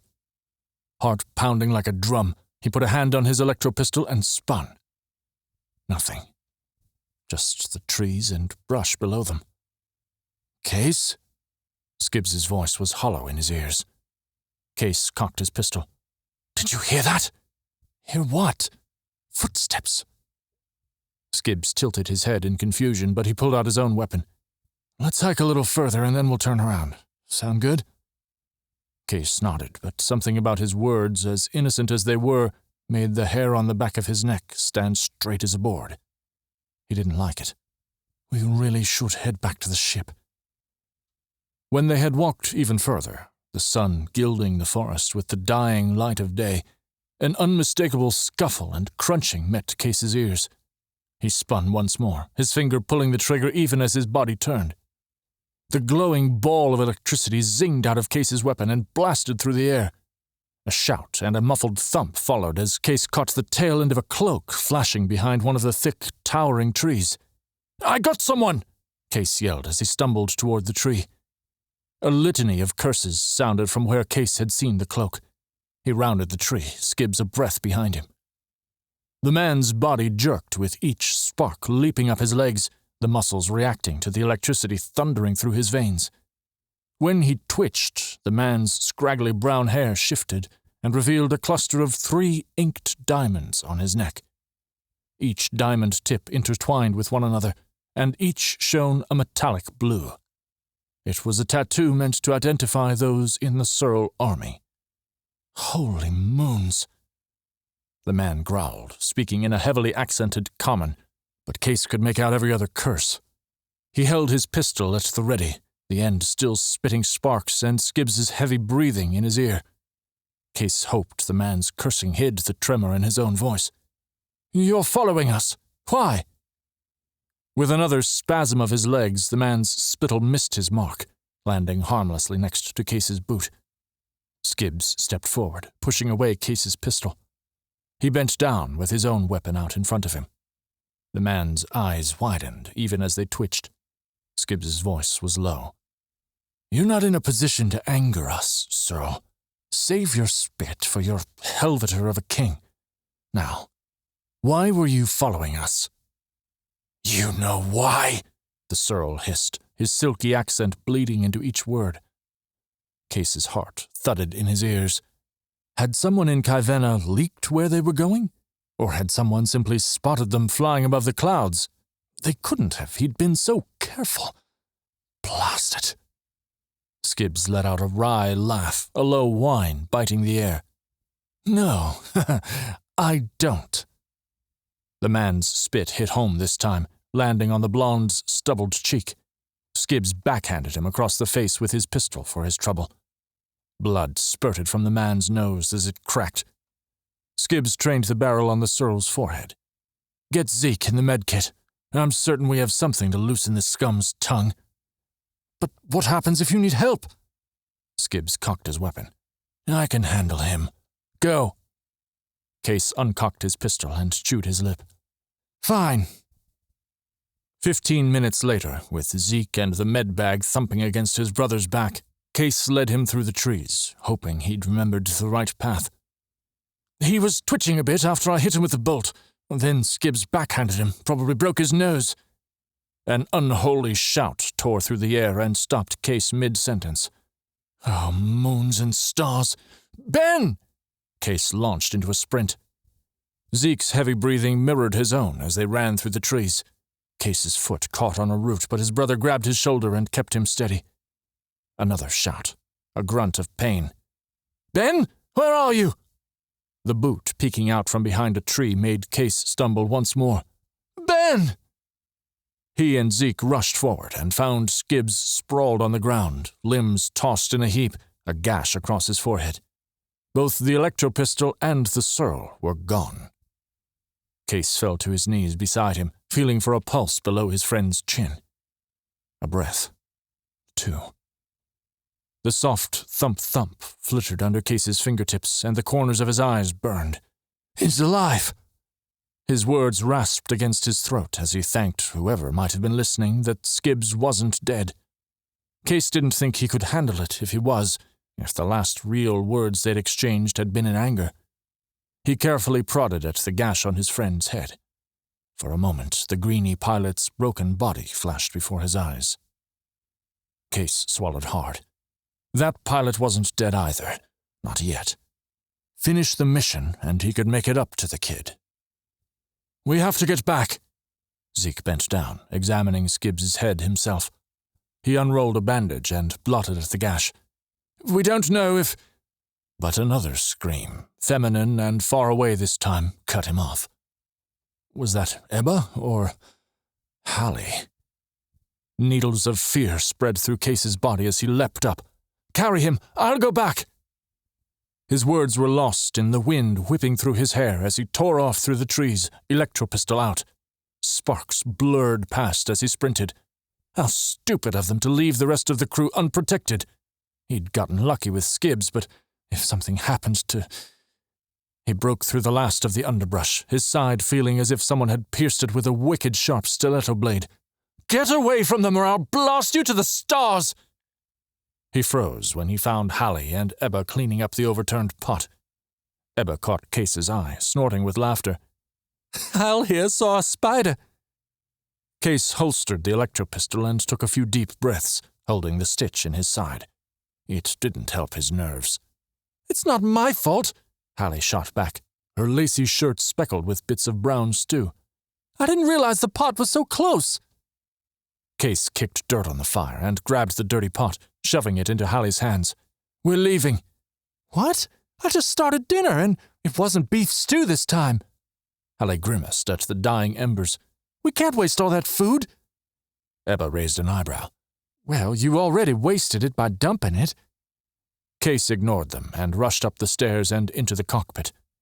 While Zeke herded the others into the ship a few minutes later, Kase strapped in and made the pre-flight preparations.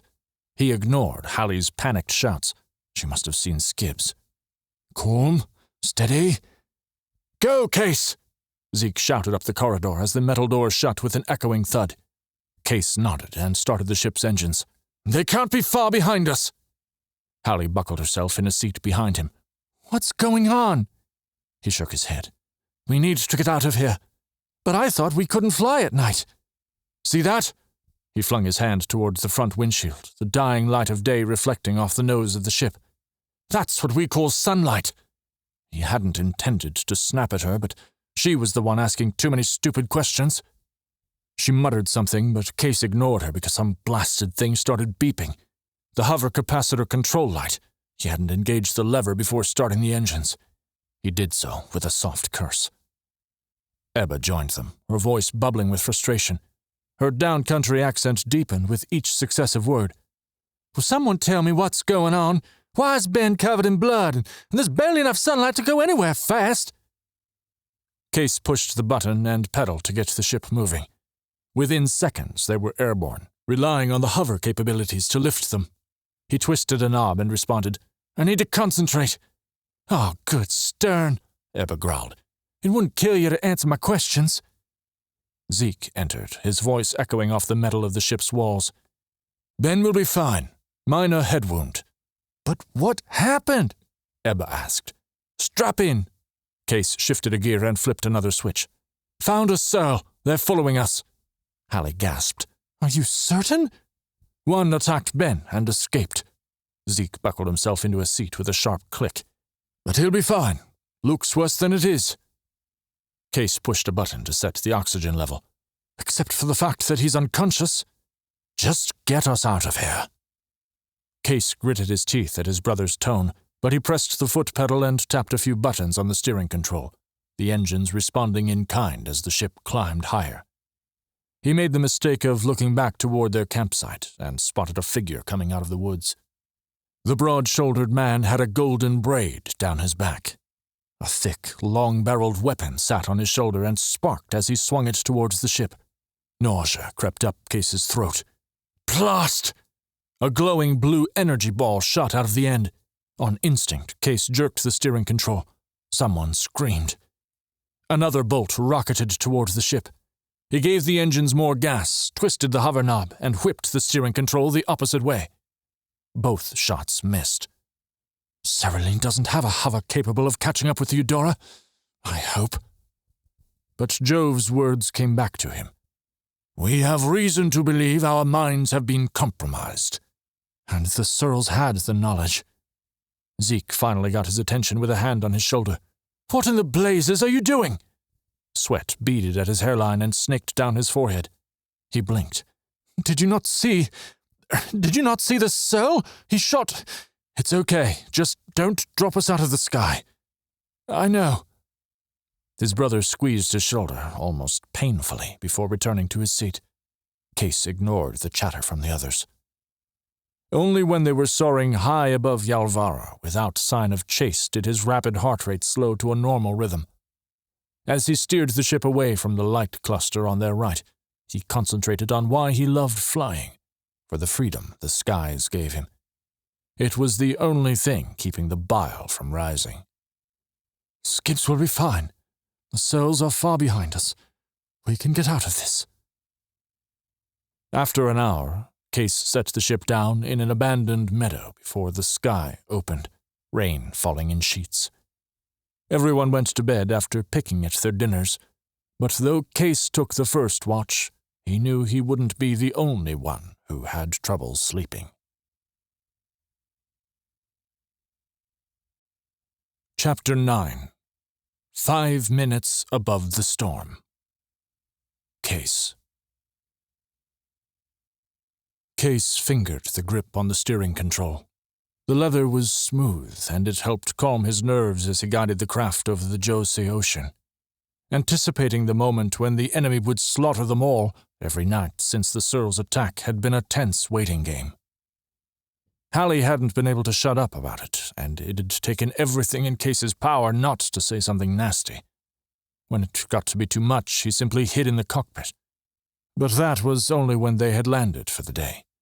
She infuriated him every time they tried to have a conversation, and they hadn't had a real one since that night by the waterfall. Not that he was keeping track. The ocean had been a welcome sight.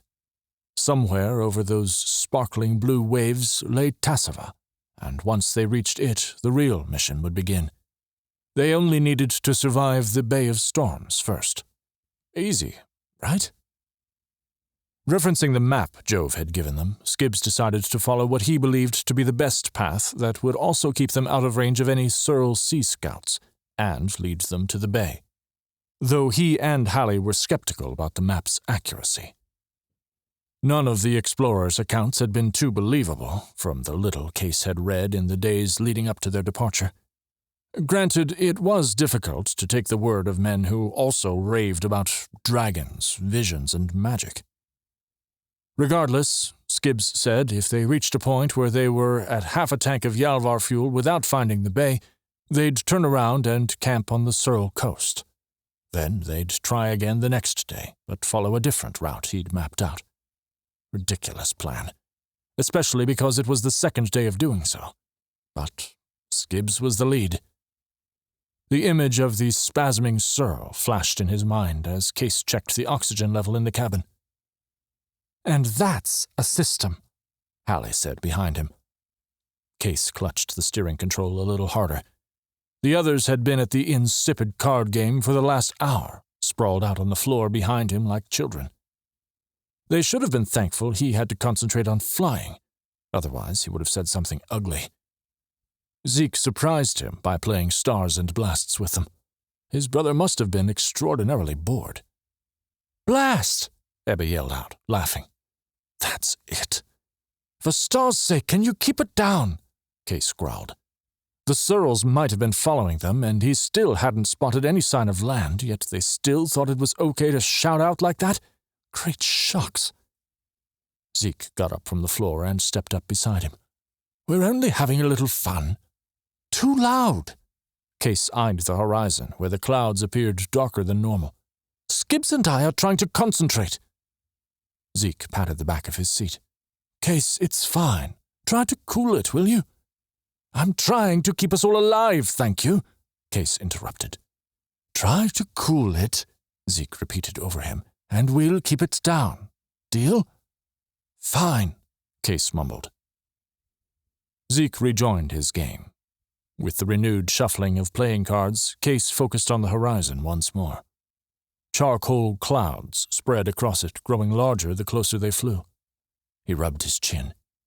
Day-old stubble pricked his palm. That has to be it. Skibbs fingered the bandage still wrapped around his head. The card shuffling stopped, and someone pressed on his seat. Zeke's hands gripped the top of his chair.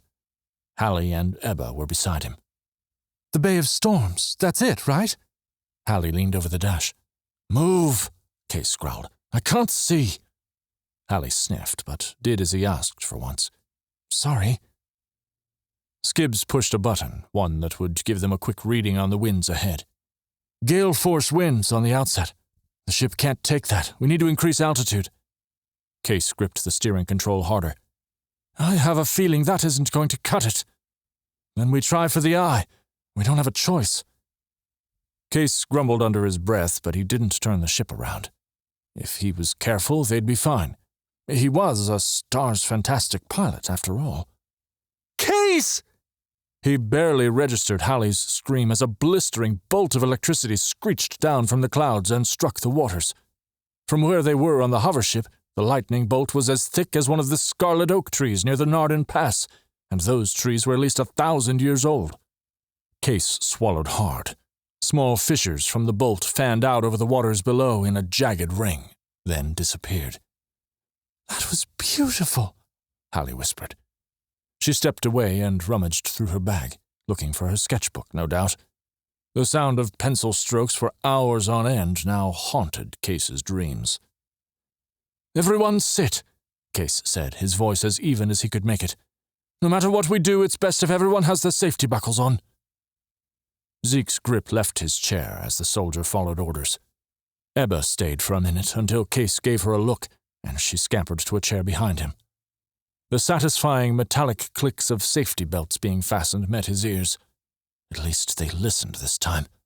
He'd have to threaten them with a storm more often. You sure this is it? Kase flicked his gaze towards Skibbs. Yes, Skibbs replied. That's not a natural storm. See those clouds? They're only rotating, not moving the other way. Are we really going to do this based on a possibility of land being there? This is our only way onto the continent. Skibbs tapped his fingers on the steering control. Kase itched to run a hand through his hair, but he didn't want to let go of the steering control. Not this close. The wind picked up, and he had to work harder to keep the airship steady. Maybe this wasn't the best idea, but if anyone could handle it, he could. We've flown through a storm before, Skibbs reminded him. This should be easy. That storm had been a small rain shower in comparison, and they'd entered it by accident. But something told him if they went back now, they wouldn't make it home alive. And even if they did, without a successful mission, he'd be ripped from the cruise and possibly face charges. 5 minutes above the storm, Kase conceded. After that, if we don't find anything, we'll turn around. Deal? Fine, Master Kase. Don't call me that, Kase spat. Whatever. Ready? I guess. Hallie interjected. You don't sound too optimistic. You want to fly? Kase asked. No, but I'd appreciate more confident pilots. Skibbs squirmed in his seat a little. Trust us. Kase could fly this thing blindfolded. I'd rather he not. Hallie's pencil scratchings began again. Did she draw whenever she got nervous? Kase pushed the craft forward. The Eudora Jade closed in on the ominous clouds below. The cloud-to-cloud lightning strikes were visible this far up. It's miles long in all directions. I don't see... Skibbs started. The ship lurched, cutting him short. Everyone screamed, and Kase barely saved himself from banging his face on the steering control. Skibbs wasn't so lucky. He slumped in the seat, nose bloody. Ben? He yelled. No answer. Is he okay? Hallie's voice was shrill. What happened? Ebba asked. Zeke, get Ben out of his chair. I'm turning around. He slapped the single pilot button on his dashboard and strained to hold the ship in position. He forced it with his might and will to stay on course. Kase gave the ship a little boost with his left foot pedal. "Turn," he growled. In the corner of his eye, Zeke lifted Skibbs from his seat and moved him somewhere behind. "Help me strap him in, Ebba," Zeke grunted. "Hallie, get the medical kit." Hallie's pencil clattered to the floor. "Wait!" Sweat beaded on Case's brow. The ship headed into the storm like a bug drawn to light. He pulled with everything he had. "Don't! He'll be fine! Strap in, now! Don't know what's happening! Blasted ship!" Zeke plopped down into Skibbs's seat and buckled himself in, inspecting the dash before turning. "What do I need to do?" "Not the time," Kase growled. "Don't touch anything. But you need... Don't distract me, I'll tell you if..." Another jolt rocked the ship, and Kase cursed. A thunk sounded like someone hitting the wall. "Ebba!" Hallie screamed. "Leave her!" Kase yelled, trying to keep his wits about him as they fell sideways into the storm. "The right engine's out! Zeke, hit the green button to your right!" The soldier pounded it as Kase struggled to straighten the craft. Ebba's body slid along the floor with a sickening sound as the craft tilted dangerously, and Kase yanked the steering control. He wasn't supposed to do that, but he needed to do something. "Sorry, Ebba." The glass in front of them darkened as they plunged into the storm. Kase righted the ship. Zeke had diverted power from the back left engine, and thank the heavens, it worked for the most part. The ship was still a little lopsided. "Ebba's not moving!" Hallie's voice shook as she unbuckled her safety belt. "Hallie, don't!" He wiped a bit of sweat off his face with the shoulder of his shirt. The following belt click was almost lost in the resounding thunder. "But Ebba! Stars!" Kase barely held on and avoided a rollover as a great wind rocked the ship. He needed to get them to the ground, immediately. A grouping of what looked like trees appeared out of the rain. "Land!" Zeke leaned forward, straining his safety belt. "You mean the black stuff ahead?" "Yes."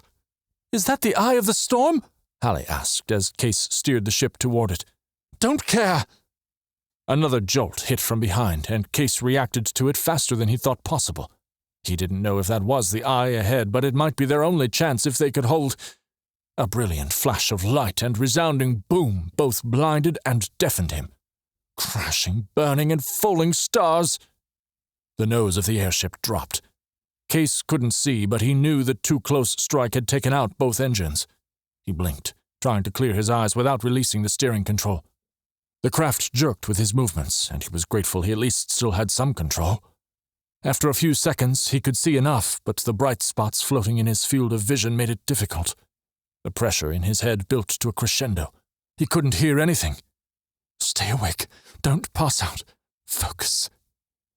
Blinking back the pain, he squinted with what remained of his eyesight and focused on the stretch of beach he could land on if they could only get there.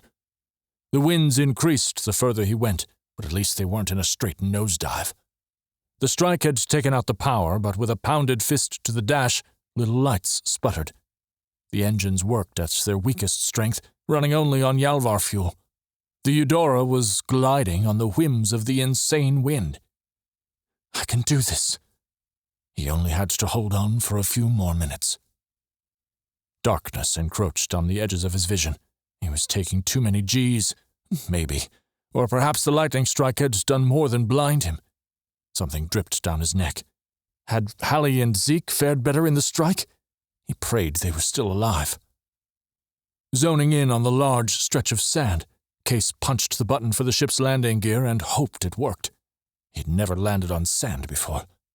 He engaged the emergency landing parachute, praying it would slow them down enough. 10 seconds until impact. The rain dumped onto the window. The wind battered the airship, but Kase held on. And then, as suddenly as it began, the rain stopped. Graying sunlight reflected off the ship's nose. The eye! But the ship still wasn't responding. The strip of land grew as they fell out of the sky. Kase couldn't hear his own scream as the Eudora Jade hit the beach.